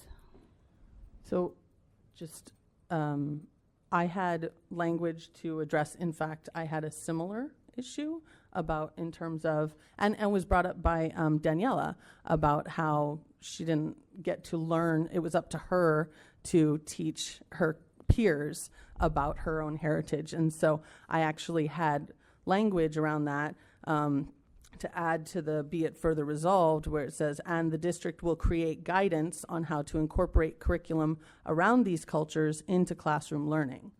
And that, I feel like, addresses your concern. And I'm going to chime in on the conversation, and that's why I feel tabling is appropriate, because we need to consult with our CVE partners in any kind of curriculum decision. Not only the California State Framework, K through 12, but we need to make sure that we are consulting with the educators and those that represent them. So I would highly suggest tabling this. My motion stands. The tabling with the intent also to add the Jewish American Heritage Month to this. I don't think anyone is opposed to adding the Jewish American Month. However, as Trustee Delia Cervantes mentioned, there's a lot of issues with this resolution that we can do better. That's why I'm supporting tabling the item for now, but there's no question that the Jewish American Heritage Month will be added. But we can do better with this resolution, and we'll bring it back with better language. Madam. Call for the question. Excuse me, sir. I have I call for the question. Okay, then we have to vote on calling the we question. do. And just so because we haven't done this, Trustee Dominguez Cervantes, the question's been called, and 2/3 of the board must agree with calling the question in order for us to, and then if we do that, then we vote on your motion. Okay. So all those in favor of calling the question, say aye. Aye. Aye. And all those opposed? Nay. And then we have one absent. The motion carries 3-1 for calling the question. And now we have the original motion on the floor, which was to table the resolution and in order to create better language. And all those and that was motioned by Trustee Dominguez Yes. Cervantes, and I believe seconded by Clerk Tamayo. Point of clarification. I believe that the addition of the Jewish American Heritage Month was part of the original motion. Was that in your? Yes. Okay. With that, and with the original motion on the table, but table it to improve it with the adding of Jewish American Heritage Month. All those in favor? Aye. Aye. Motion carries 4-1 absent. Trustee Ugarte, I printed out the email we received from Mr. Mitch Simon, and there is a whereas in there that, if with your permission, I made copies of it, and if it's appropriate, I'd like to read the whereas resolution. At this point, it's already, but if we could give it to the clerk to give Thank to you. working on the policy. Thank you very much. And point of clarification, will that be at the next meeting? Will that return at the next meeting, or is there time to? So, I can't guarantee it's going to be the next meeting, but it's going to be, we'll start working it right away. The hope is that we could approve it in August so that we can implement it for September, Correct. right? Yeah. Thank you. All right. Item 11, where are we? F. And we have one speaker, Mary Davis.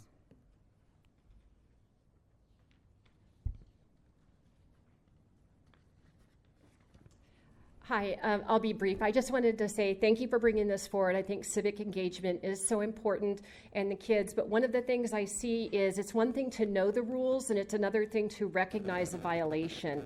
And so I'm hoping that you're going to give them real life theoretic experience versus just theory or something in a book. For example, at the Board of Supervisors, they have done a rule change where we are not allowed to clap, but you can clap for their stuff at the beginning, but not for when we, the people, speak. And that is, again, a violation that I continue to go head to head with them about. But the thing is, most people just accepted it when it happened.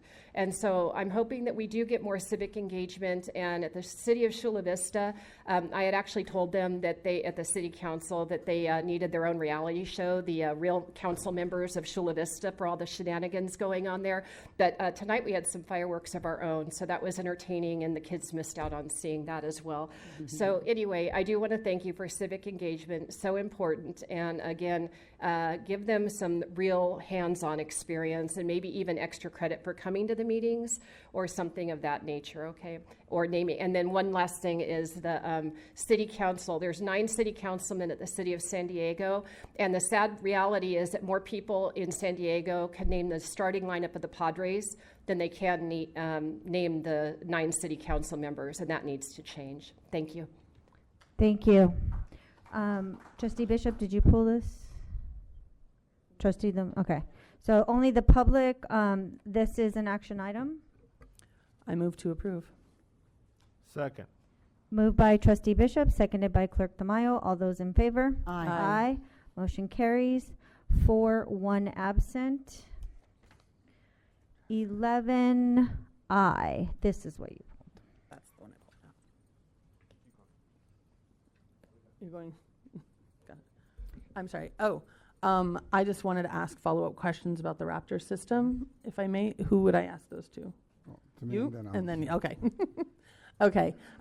So we are renewing our Raptor. This is us renewing our Raptor contract. And people that have gone onto our campuses have experienced some issues with the Raptor system.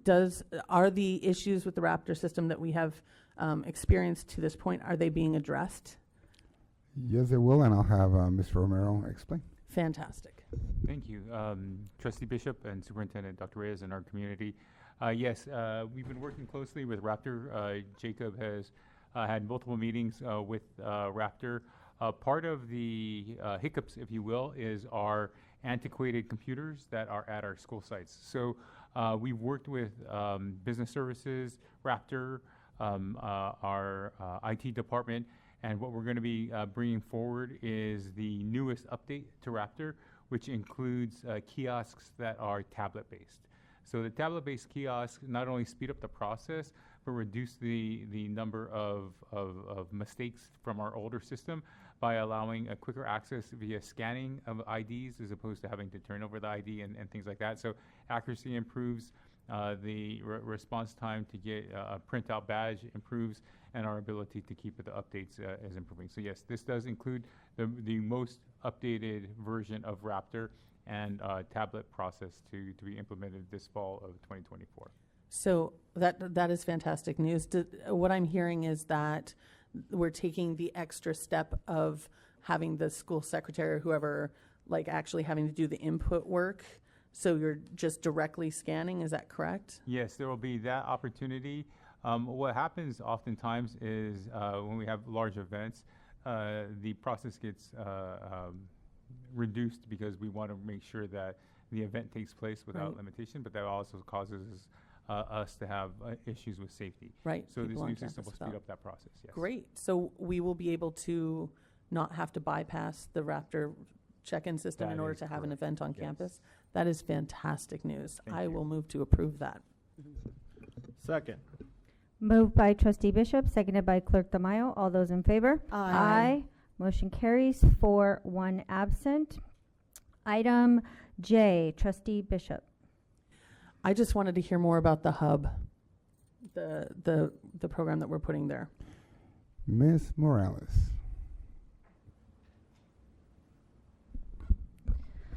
Sure. So this is going to be our temporary location for our life science station that we're opening up this year. We are excited that we're going to be in that location for about a year and maybe a little bit more. We have a renewal on here for 1 year. But since the Millennia Library is not going to be opening until fall of 2025, that is when we're hopefully going to be moving in. So as you know, Michael Bruder has been living there. We've been living at Sotomayor, and soon to be, when that is done, the Life Science Station.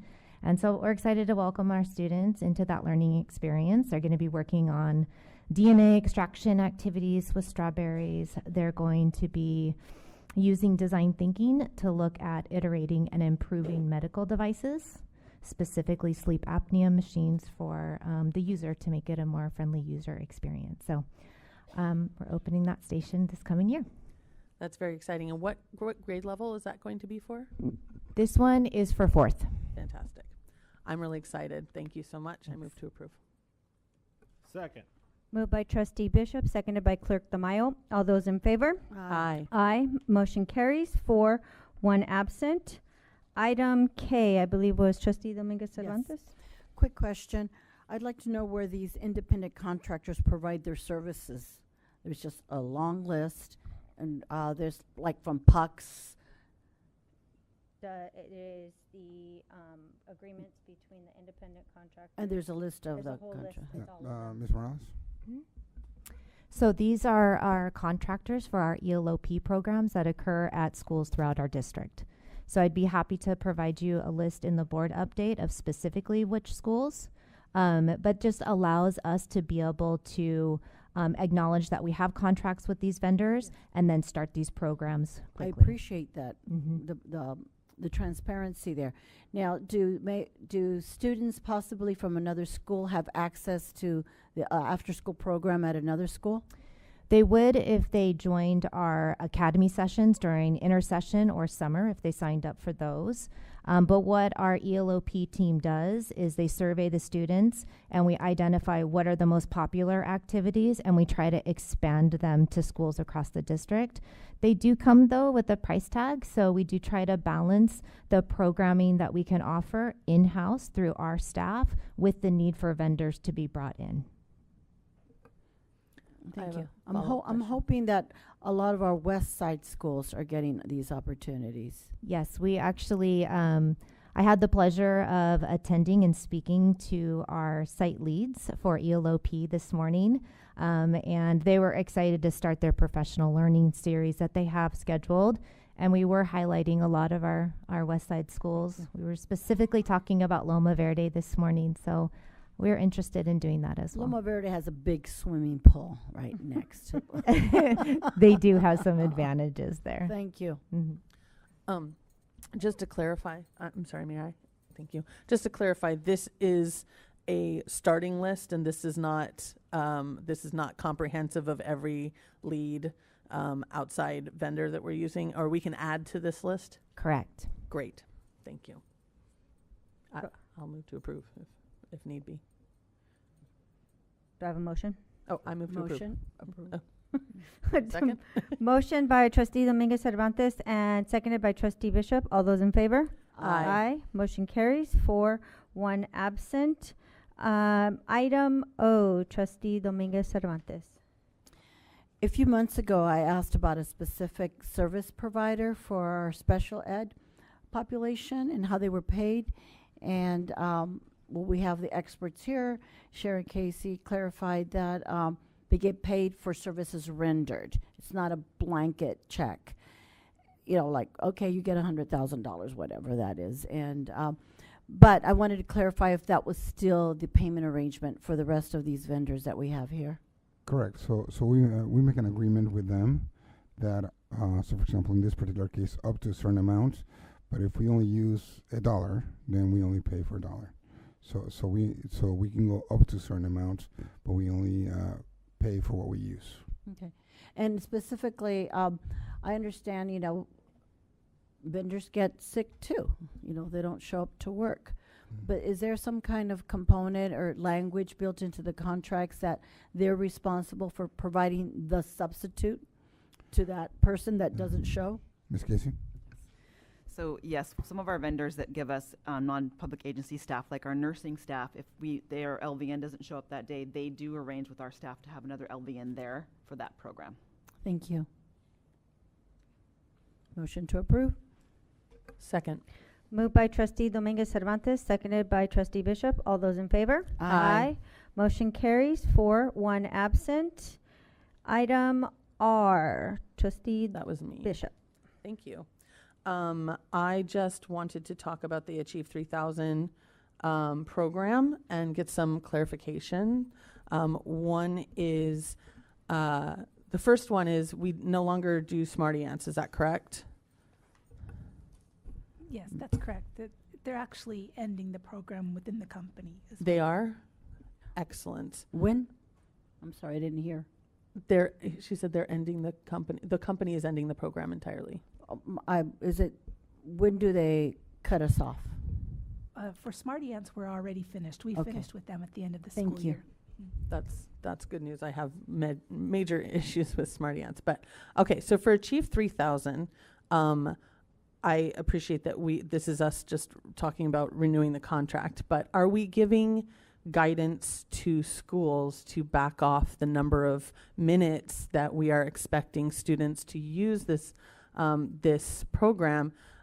Because my let me back up. My concern is around kind of COVID era push to use Achieve 3000 as an actual curriculum rather than as a booster and something for kids to do to help their learning during small group times.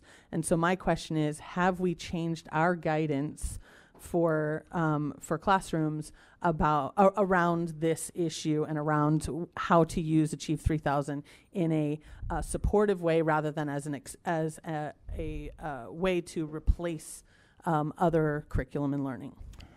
Correct. So this is part of our broad academic 5-year academic plan, and in fact, we're going to be tomorrow morning, early tomorrow morning, we're going to have a professional development and leadership at our leadership meeting, where we're going to be talking about the actual action steps for and we're going to be talking to all our principals and our site administrators.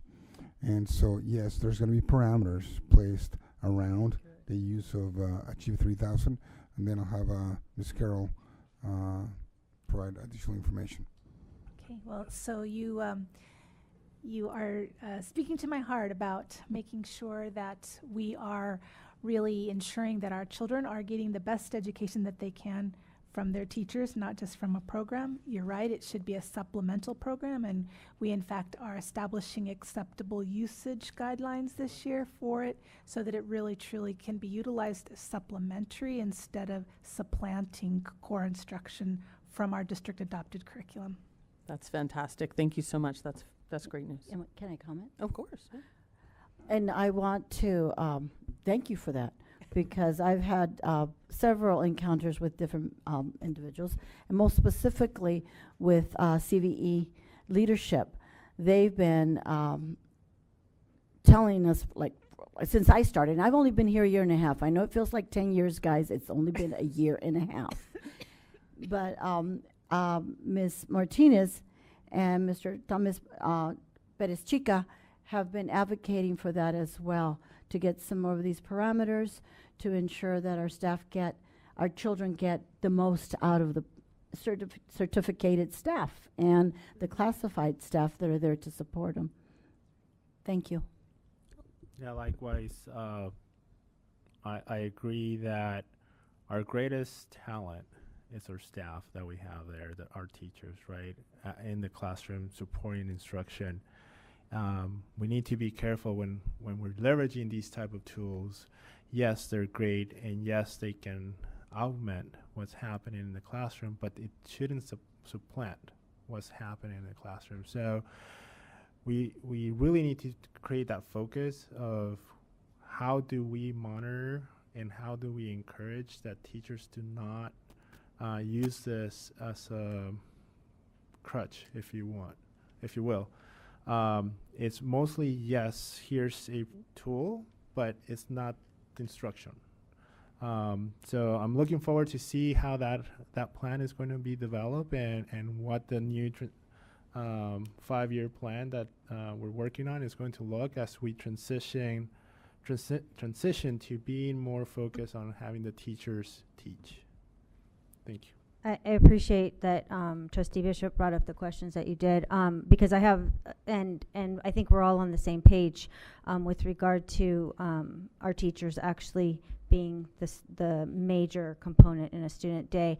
And and what Trustee Tamayo said, some type of monitoring, especially in the lower grades where we know that they need that type of instruction with a teacher, with a classified instructional assistant, so that they are getting their needs met.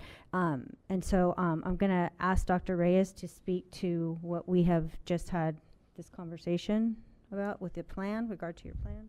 Correct. So actually, your question observation really has to do with our academic plan, and if the board can look behind you, that is actually that's this year's theme: rigorous learning for all, and the purpose for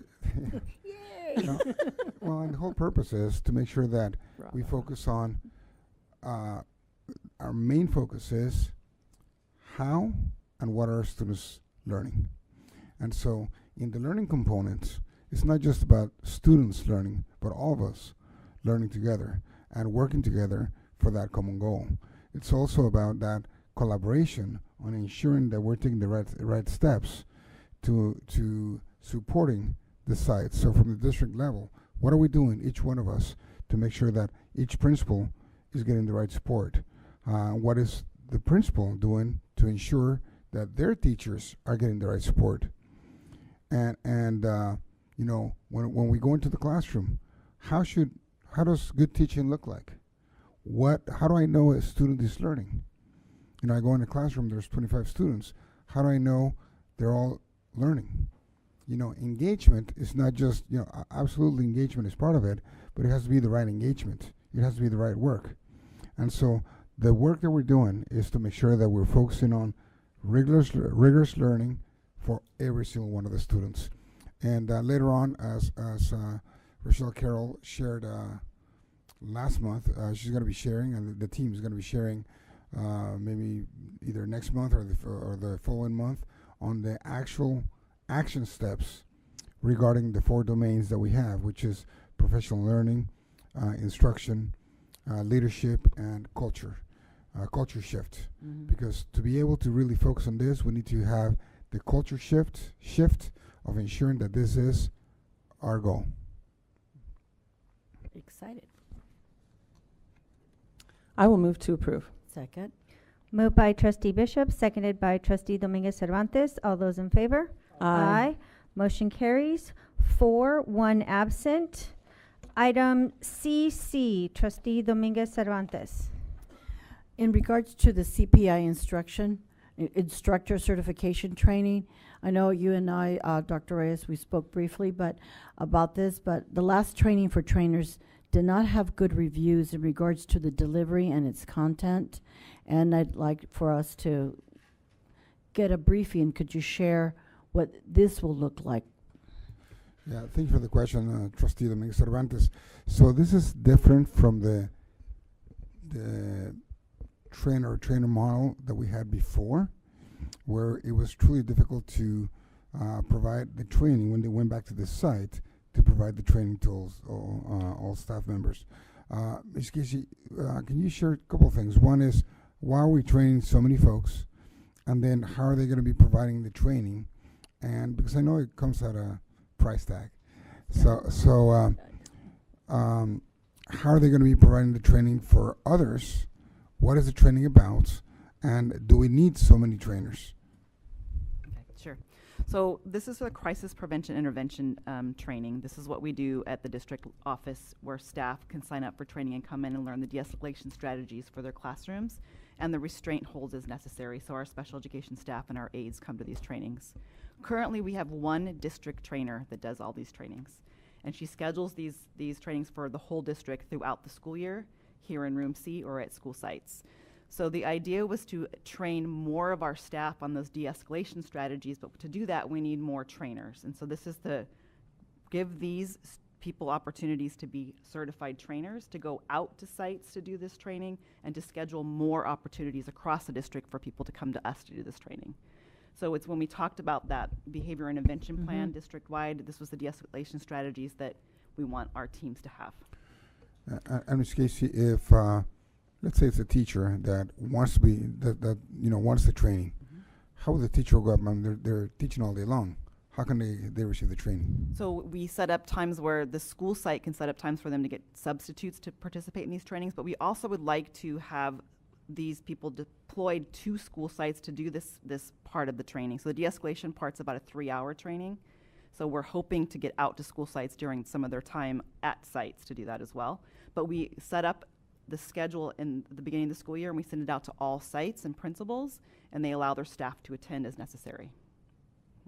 In regards to your hope that some of the training is done on site, so if that were to happen, am I visualizing that maybe the trainer comes into the classroom where possibly they have a challenging situation?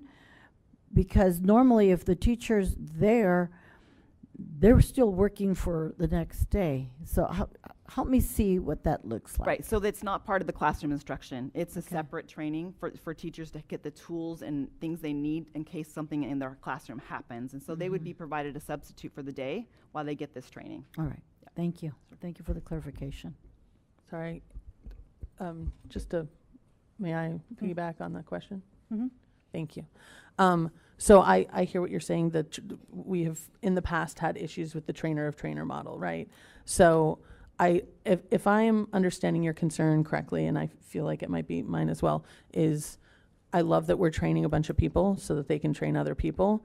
How are we addressing the time specifically for them to do the training? Because the downfall of trainer of trainer model, as far as I could ascertain, was that we trained all these people and then didn't give them time to train others when it came, like when they got back to the school, it was hard to find time to actually get them trained. So I fully support the idea of this de-escalation. It was a big part of the behavioral plan that we received from you, last year at some point when we were talking about all the needs for behaviors in classrooms. My question is, where in the day or where in the time frame are we creating space for these people that we are training to train others that need the training? So these are district staff members, so they're not in classrooms.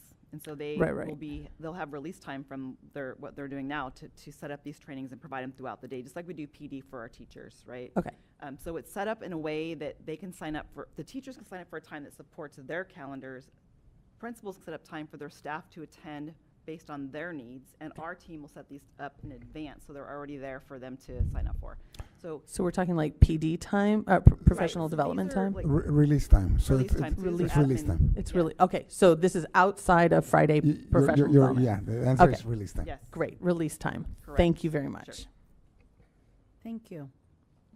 Do we need a motion to approve it? Motion. Second. Moved by Clerk Tamayo, seconded by Trustee Bishop. All those in favor? Aye. Motion carries 4-1 absent. Great.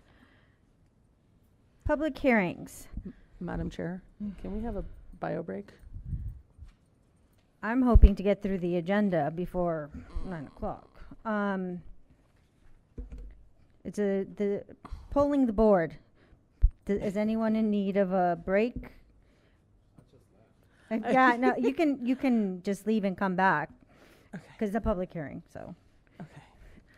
The public hearing section provides the public with an opportunity to address the board on specific items. Persons wishing to address the board on any public hearing item must complete a request to be heard card and submit it to the recording secretary before the start of the meeting. Speakers are requested to limit their remarks to 3 minutes and speak in a respectful and professional manner. The board shall limit the total time for input on each public hearing item to 20 minutes. With board consent, the president may increase or decrease the time allowed for public comments on each public hearing item, depending on the topic and the number of persons wishing to be heard. The first item we have, conduct a public hearing to perform specified service for the period of July 1st, 2024 through December 30th, 2024, and adopt the resolution regarding short-term classified employees. Mr. Romero. Thank you. It's with pleasure today that I introduce this item. In regards to our short-term employees, these are employees that the district has to call back for a specific need. And at times when the need is not being able to be filled by our current employees, we need to bring back this item to our board to allow recently retired or retired employees to come back to work at designated time. So in this case, this is to support our needs in our preschool program. Thank you. Thank you. Any questions from the board? I am now opening the public hearing.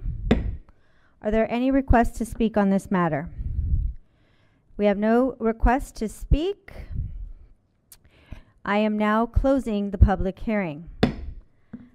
This is an action item, and please note in the minutes that Trustee Bishop stepped away, so she won't be here for this vote.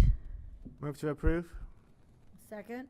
Moved by Clerk Tamayo, seconded by Trustee Dominguez Cervantes. All those in favor? Aye.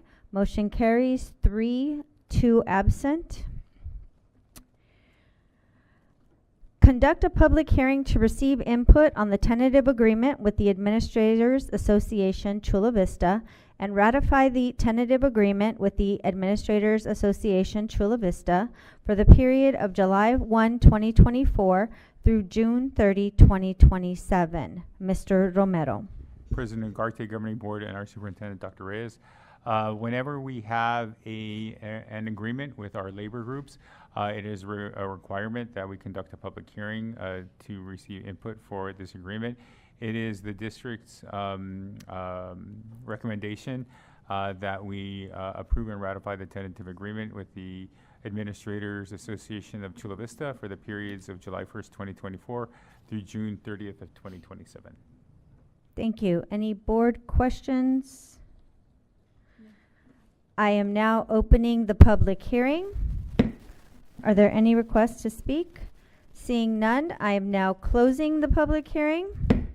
This is an action item. Move to approve. Second. Moved by Clerk Tamayo, seconded by Trustee Bishop. All those in favor? Aye. Motion carries 4-1 absent.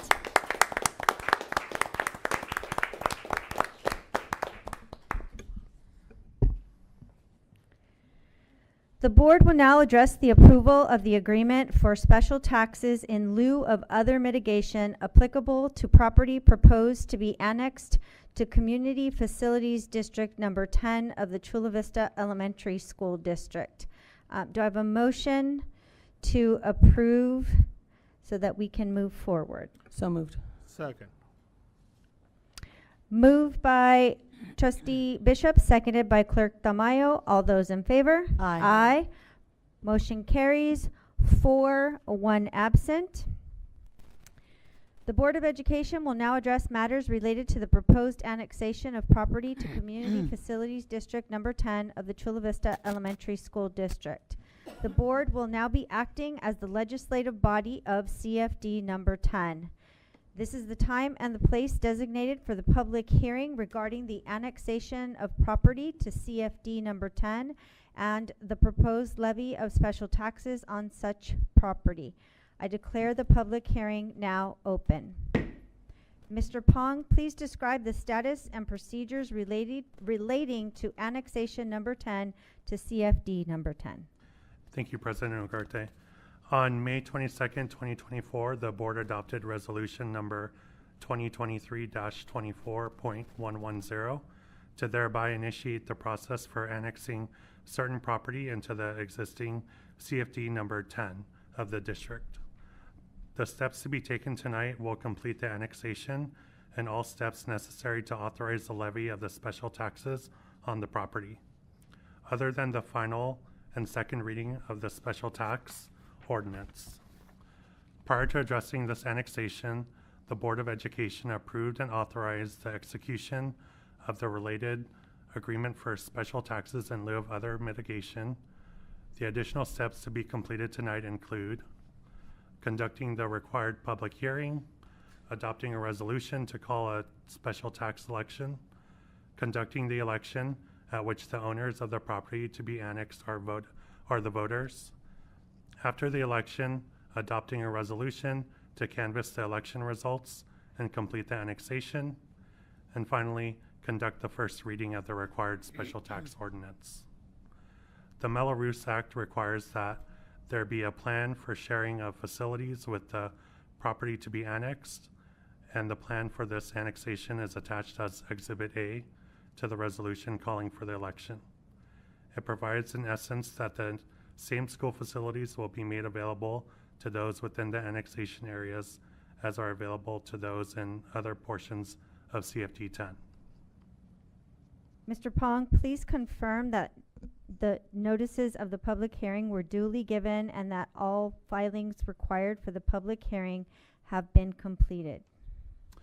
All notices and filings for the public hearing have been duly and timely completed and are on file at the district office. The filings made are for annexation number 10 to CFD number 10 and include the following. On May 28, 2024, the boundary map of the annexation number 10 property was recorded in the office of the San Diego County Recorder. On June 5th, 2024, notice of exemption from CEQA was filed with the clerk of the County of San Diego. On June 12, 2024, San Diego County Registrar of Voters confirmed that there are 0 registered voters residing in the annexation number 10 property. On June 18, 2024, Resolution 2023-24.110 stating intention to annex property to CFD number 10 was filed with the clerk of the city of Chula Vista. On June 28, 2024, a notice of public hearing was provided to the owner of the annexation number 10 property.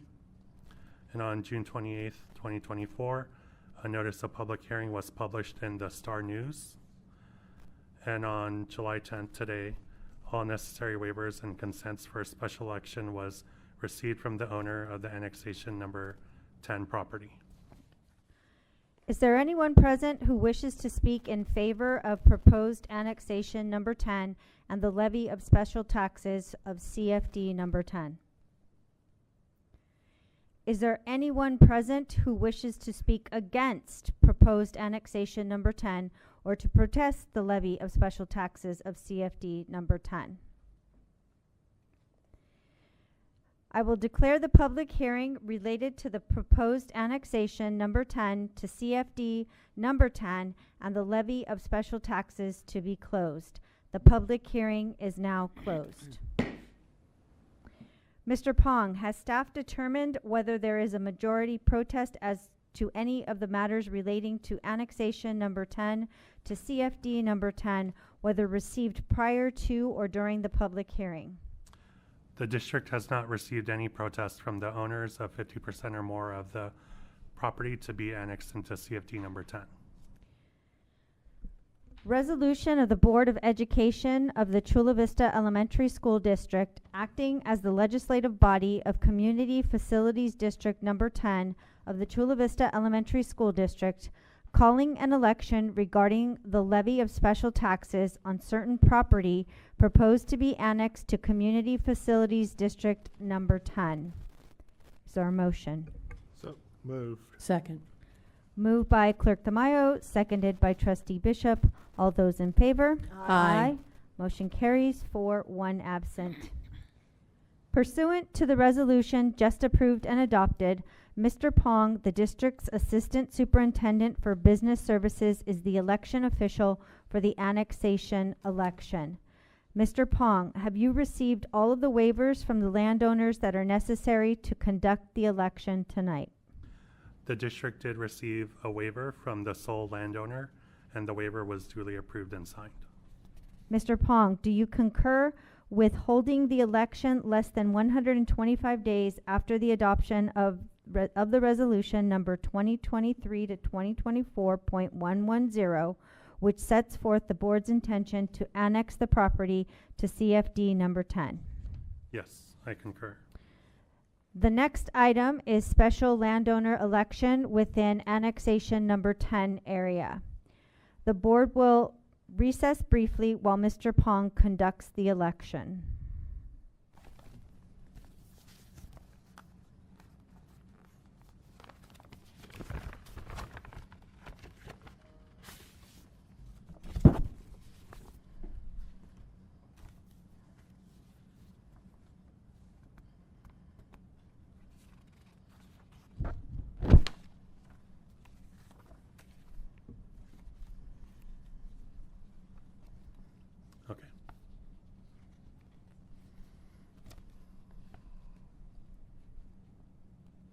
board has reconvened. Mr. Plong, please declare the results of the special election. The annexation number 10 special election has been conducted and completed. Proposition 2024-A was approved by not less than a 2/3 vote of the landowner. There was a total of 1 ballot cast that we received, and a total of 13 votes were allocated to this ballot on the proposition, and 13 votes for the proposition, and 0 votes against the proposition. The certificate of election results is attached as Exhibit A to the resolution canvassing the election results, which is presented for your consideration. Resolution of the Board of Education of the Chula Vista Elementary School District acting as the legislative body of Community Facilities District Number 10 of the Chula Vista Elementary School District, canvassing the results of a special election and annexing property to CFD Number 10. Do I have a motion? So moved.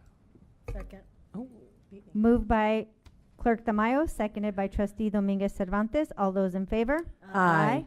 Motion carries 4-1 absent. Ordinance of Community Facilities District Number 10 of the Chula Vista Elementary School District authorizing the levy of special taxes on certain property annexed to CFD Number 10. This is the first reading of ordinance. Do I have a motion? So moved. By title only? First reading of ordinance. Got it. Second.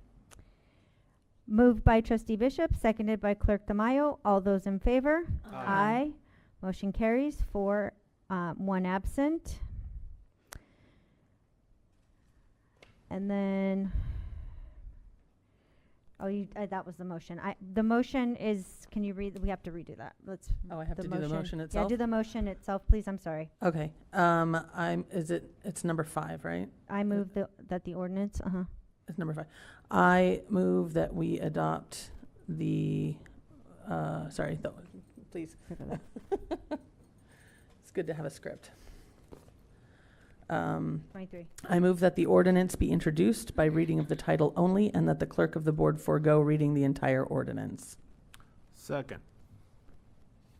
All those in favor? Aye. Aye. Aye. Motion carries 4-1 absent. The motion is approved by a majority. Will the clerk of the board please present the first reading of the ordinance by reading the ordinance title only? Thank you. Ordinance of the Community Facilities District Number 10 of the Chula Vista Elementary School District authorizing the levy of special taxes on certain property annexed to such community facilities district. Copies of the ordinance are available at the district's business office for inspection by any interested member of the public. Mr. Pong, please schedule the second reading and adoption of the ordinance to occur during the regular board meeting to occur on August 14th, 2024. The matters related to annexation number 10 to CFD number 10 scheduled for tonight are now complete, and the board will now cease acting as the legislative body of CFD number 10.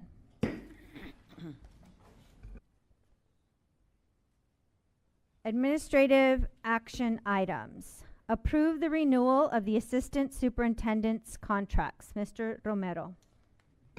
Thank you, President Ugarte, Governing Board, and our Superintendent. This is Approved, just, right? yeah, this is Sorry. a comeback for Mr. Pong's contract. We approved the previous contracts. There's no additional changes to this contract. This is the same contract that we've seen in the past. With one small modification, is a 2-year contract for this, for Mr. Pong, and we're excited for the board to take action and approve this. So moved. Second. Moved by Clerk Tamayo, seconded by Trustee Dominguez Cervantes. All those in favor? Aye. Motion carries 4-1 absent. We have no first and second readings of board policies, administrative regulations, and board bylaws. We are now at the report calendar to the Board of Education. Are there any reports by board members that they would like to be added? Trustee Dominguez Cervantes. Yes, in regards to wellness, I have 2 items, and I keep resurrecting it. The TNT Consulting Incorporated, previously in April, May, and June, I asked about the environmental testing to measure the air quality between the east and the west side schools. And initially, let me add, I know you're ready. Initially, the conversation was around the Tijuana sewage flow affecting the west side schools. But then I found out about the landfill also, and the stench coming out of the old landfill to areas as far as Hunt and Olympic, that far east. It's really bad. Specifically, I believe that we also need to measure the air quality of the schools nearest the existing landfill and something that covers the issue here.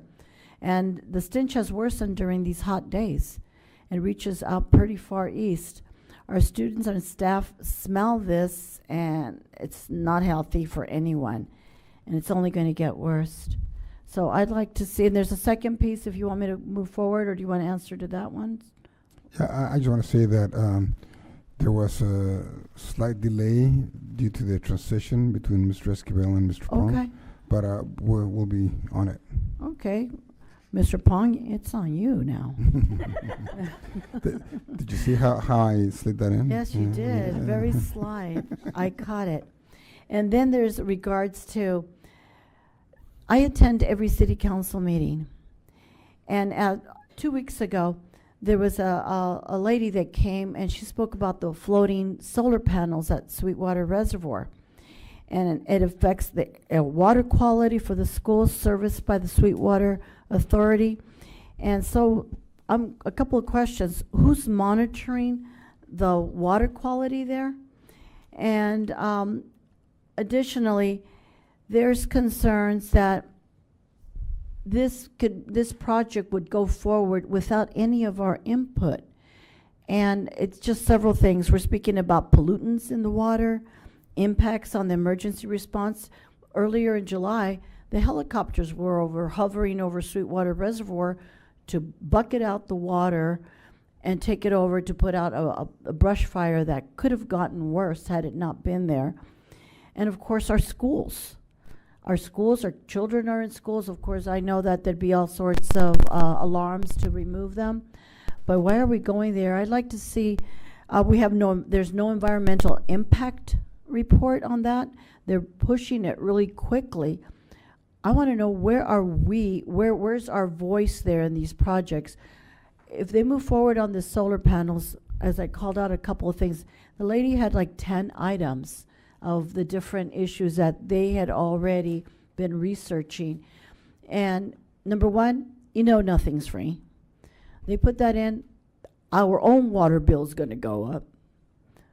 And that affects that. But the quality of the water, our students, our staff, just anybody in there trying to get the water, as it is, I don't even drink the faucet water now, because it's just so many contaminants in there. You're talking about the reservoir is supposedly going to have some kind of like little sidewalks going into the middle, because of course then there'll be maintenance on them. So guess what's going to walk scurrying on over? And now you're talking rats, you're talking squirrels, you're talking them getting fried because of the solar there, dying into the, it just, they get very specific about it. And we need to entertain that we need to be a voice on whatever decisions are being made, because it affects our whole community, and most specifically our students, all of us. They're going to be drinking water out of those faucets as it gets hotter as well. So that's a second piece. And then there's a matter of course, of the increase of our water bill. But our school district should have a voice at the table to reject this project. It doesn't even have an environmental study done. We need to know more so that we're well informed. And I don't know. I'm hoping it doesn't land on Miss Casey too. Yeah, But anyway, let's put it on Mr. Romero. But it's just really important. I think we need to have a voice there. Okay. Is there a second on that, or how do I mean, How does that, is this a consensus? I'm trying to understand what the motion would be. Or I didn't know it was a motion I'm or sharing. Do we have a Or like consensus? your so request. what is the Well, ask? Do the you want a ask is, report, I or do you want, want a presentation? A report, a representation, or a stance by the district? no, I want us to be at the table.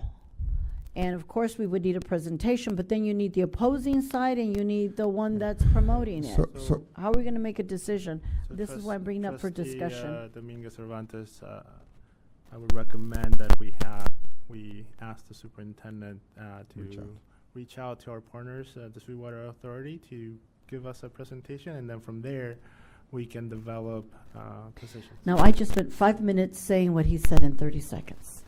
Thank you. 11 years of experience. Yes. Is there a second? Sure, second. So I'll do that. I can also, I belong to other organizations that may also have a shared interest, so I can also share with them, see if they can also be part of that voice. Right, thank you. And then I know last month we spoke about an audit for our contracts, forensic audit. I'm just wondering if we have an update on that? So I am working with Mr. Pong to get that going. Okay, I understand the transition of power. And then an update of the IT component. I know I'd like to be invited to the new software that's been implemented to help prevent our students having access to inappropriate material. I know we spoke briefly about it. I just think I want to see it because I'm not satisfied with what was explained to me. So maybe if I see the demonstration, I could understand it better. Yeah. I'll be happy to arrange, I'll ask Mr. Araceli to arrange sit down with either Jason or actually with Mr. Angelo. Okay, thank you.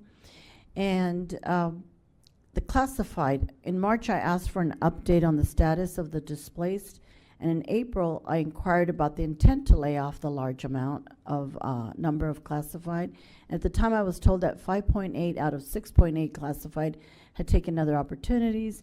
In May I requested a summary, and I still want to know how many of our classified are without a job. And in June, I stated I still wanted to know how many of our classified are out of a job. So I know that number has changed as we gone into the next year. So Mr. Romero, could you please make sure that this Friday you include it in the Friday update? And when it's included in the Friday update, could I still continue to request that Ms. Araceli email them to me because I still don't have access? Of course, of course. Okay. The certificated, in April, Trustee Ugarte made it a priority request that HR meet with the teachers and update us on the meeting on the contractual deadline. I know we were informed that, yes, it was met, but I know that in addition, the request was made to get an itemized breakdown of the temp teachers at each site and the number of years they'd been temp. And last month in May, I resurrected the same request. I'm wondering where we're at with that. Yeah, so I know HR is working with CVE. I know that's the end of the year and the transition might change No, but things. Mr. Romero, you want to? Right. So we do have that information. Part of what we're grappling with right now is, like you said, the start of the year and transition. And so we have recalled a large number of our temps, but what we're working with right now is a new legislation that identifies how we fund and put which ed code we use to classify our temps. So when that information is done, if that report can be given to you at the end of July, I think it'd be more sense. Thank you. And additionally, I'd like to refer 2 issues to the policy committee. One being a dress attire code. I know that some people may call it sexist. Attire? Yes. Dress code. Dress code. But in fact, it isn't. I still don't want to see the breasts of little girls, and I don't want to see the chest of little boys. on the schoolyard. And I witnessed several times in the last few months. And few of the students were a lot more developed than normal. Well, who would define normal, right? But the child was wearing like a sports bra, but even smaller. It looked more like a bra. And on top of that, there was a nose ring, and there was a belly button ring, and so short that as she walked away, the little buttocks were falling out. And this is coming out at school. They were not. I just think that it would be appropriate for us to define what is appropriate attire. I know there's fine lines to certain things, and we briefly chatted with Mr. Romero about the safety hazards about having nose rings, and they're little kids. They're children. They're playing around. They're grabbing each other. They're, although they're supposed to keep their hands to themselves, but they're playing tetherball. They're playing soccer. It's just, I think, a hazard, and I think it's about time to address it. Additionally, a male teacher wouldn't be able to stand and voice as much next to children dressed that way for fear of later being accused of looking down their bra. Well, they probably didn't even, it's like a bra. And that is inappropriate. All you need is to turn around and accidentally touch, and it runs the risk of our staff, classified and or certificated, to then be accused of something later when it was just an accidental turn. And so I think there's so many moving pieces that also for this that I think it merits, a board policy committee taking a second look at this. And that's one. And cell phone usage in the classrooms / recess. I know we talked about that. And currently, the state of California, the governor has approved that, and LA Unified has already implemented it. And I think that teachers and even parents, the fact that the children could focus on the schoolwork versus, doing this. We were young once. How many times were we passing notes and things like that? Well, the cell phone has taken place of that. There's different ways for children to still have their cell phones, to be able to contact their family members in case of an emergency or an error or something. There could be, I saw something where they could have like little cubby holes as they come in, or little, those things that hang over your closet door to put your shoes in. Something small, some compartments with their names, they can put it in. There's just, I think that merits also some, a second look or a deep dive on how that would benefit the teachers as well. But overarching reason is the Surgeon General himself has said that the cell phone use, such as social media, has raised it to such levels of anxiety and depression and suicidal ideations that at minimum, that's what we can do to help keep our children safe. What parents decide to do at home, well, that's the parents. That's it on that area. Thank you. Trustee Bishop? Thank you, Madam Chair. I have two things. As was put forward by my colleague, I do have some, I would like to put forward some suggestions regarding our DEI policy to the, the policy committee. I have some notes that I've written on our DEI policy, and I'd like to present that to the committee, if I may. I'm sorry, our DI? DEI, our diversity policy. So I just have some notes that I would like to present to that subcommittee. I will send it to you. But I just wanted to, because you were putting something forward, I wanted to also let you know that I've been kind of having some notes on that. The other thing is, I would like to discuss the California School Boards Association at the August meeting. About, I feel like we need to. There were members of the board and possibly the public that don't understand what CSBA does, what the benefits are for CSBA, and why our district has been a member of CSBA for such a long time. So I wanted to put it forward to discuss it further at the next meeting with a potential to have an action item on it. That would need a second, correct? Correct.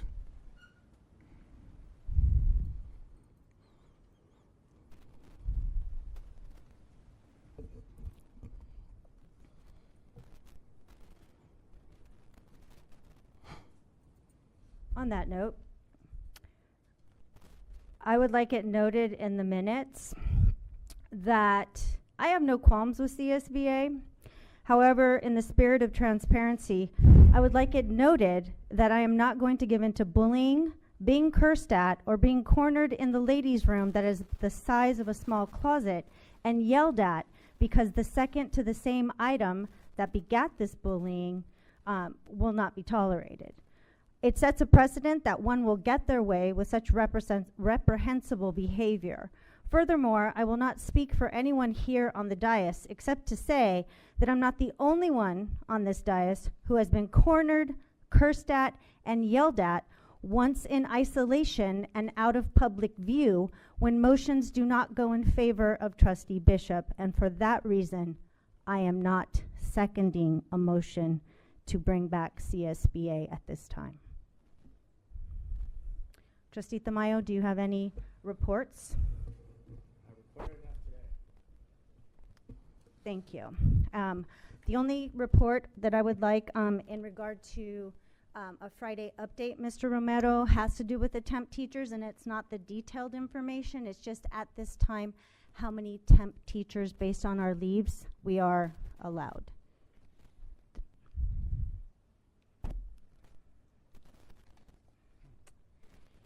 Board communication.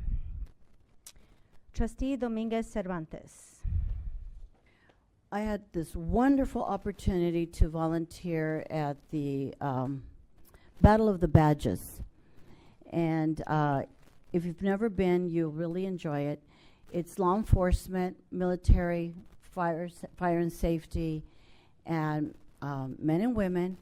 And they train leading up to getting on that in that boxing ring. They're completely protected, headgear. And it's a fundraiser for children that need to have a place to go. And it's over on Highland Avenue off of 8th Street. It used to be my dad used to take me there, the old Weiser ammo place. Yeah, my dad took me there. And they have a boxing ring there. The kids come in, but they're required to keep their grades up. And they offer tutoring. There's deputy DAs, deputy DA investigators, police. There's different adults there, and you're welcomed if you want to ever offer your services to tutor the kids. Most of them are coming from the inner city, but it's welcome to all kids that want to do something, and they get help tutoring. So I was on the midway. That started early, about 3:30, and went out into the wee hours of the evening because there was different boxing matches, and it's a great program. CSBA, it's Community Boxing Association. And also there was a couple events around town with fireworks, and I helped at a couple places. Some of the places have elderly that can't, that would still like to come out and watch the fireworks. I had an opportunity to do that. And I think for now that might be what I have to share. Thank you. Okay. I wanted to shout out CTA. I really appreciated their presentation that I was able to attend yesterday virtually on AB 1505 and how it affects our charter schools. It was really helpful, and I know that there's another one coming up, and I encourage my fellow board members to attend that. It was very informational. I would like to shout out all the work that went into the innovation camp. My daughter was a camper for Innovation Camp. It was at the sound station, and she got to go to a couple of other stations over a week earlier and had an incredible time. And so on behalf of all the parents who got to have their kids participate in that, we are very grateful. It was really incredible. I wanted to talk about Isabella Dorsey, who is one of our students, who did a speech at the City of Chula Vista flag raising for Juneteenth. She did a whole speech about how what Juneteenth meant to her, and how part of her speech included a call out to our district, because she did, as Daniela spoke earlier, said that it kind of came to her to teach others about what Juneteenth was, to teach her peers, and she wished that we had included in our curriculum information about Juneteenth. So as we're looking forward at the thing that was tabled for next time, I would love to include Juneteenth as part of the curriculum that we're discussing. But Isabella was incredible, and she was very inspirational to the adults that were gathered there. I am very excited about the ribbon cutting tomorrow for Sonia Sotomayor Elementary. I wanted to shout out all the people that have been doing all this work to get that elementary school open. It is a huge feat, and I'm very impressed with all the incredible work that's going into it. So thank you to everybody that's been doing that. And happy break, everybody. I really appreciate having some time, a little bit of a lull-ish. It's never nothing, but it's a little bit of a lull. And I hope that everybody enjoys their last couple of days of break before we get started. And I'm really looking forward to the next school year. So thank you to everyone. Trustee Tamayo? As a 12-month school employee, I'm jealous of everybody that is on break right now. So since I still have to work. So keep enjoying your break. I'm very jealous of you. I did have the opportunity to participate on an event that brought international people from Mexico, educational. There were the secretary of different state education from different states. There was Durango, Michoacan, Mexico City, Baja California. They came to tour a couple of our facilities, Jeffers and Sonia Sotomayor. They also went and we toured some of the facilities in San Diego Unified to share some of the practices that we do here as it relates to education, and to see how we can increase our mechanisms to collaborate between the two educational institutions. So that was eye-opening, because even here, between our facilities and San Diego Unified's facilities, there's a great difference when you look at the type of facility, the type of access that our students have. Yes, there's a lot of taxes as a homeowner. I feel the taxes. But I also see the benefits when I walk our schools. Our schools are top notch. When I have visited other districts, not just San Diego Unified, but other districts, it's a difficult task to maintain facilities. But I'm very excited about that initial conversation with the educational officials from Mexico, because that is going to open some doors to be able to collaborate more and maybe do an exchange system between not only students but also staff. So looking forward to more conversations. Thank you. I want to make sure I neglected to ask this for my reports.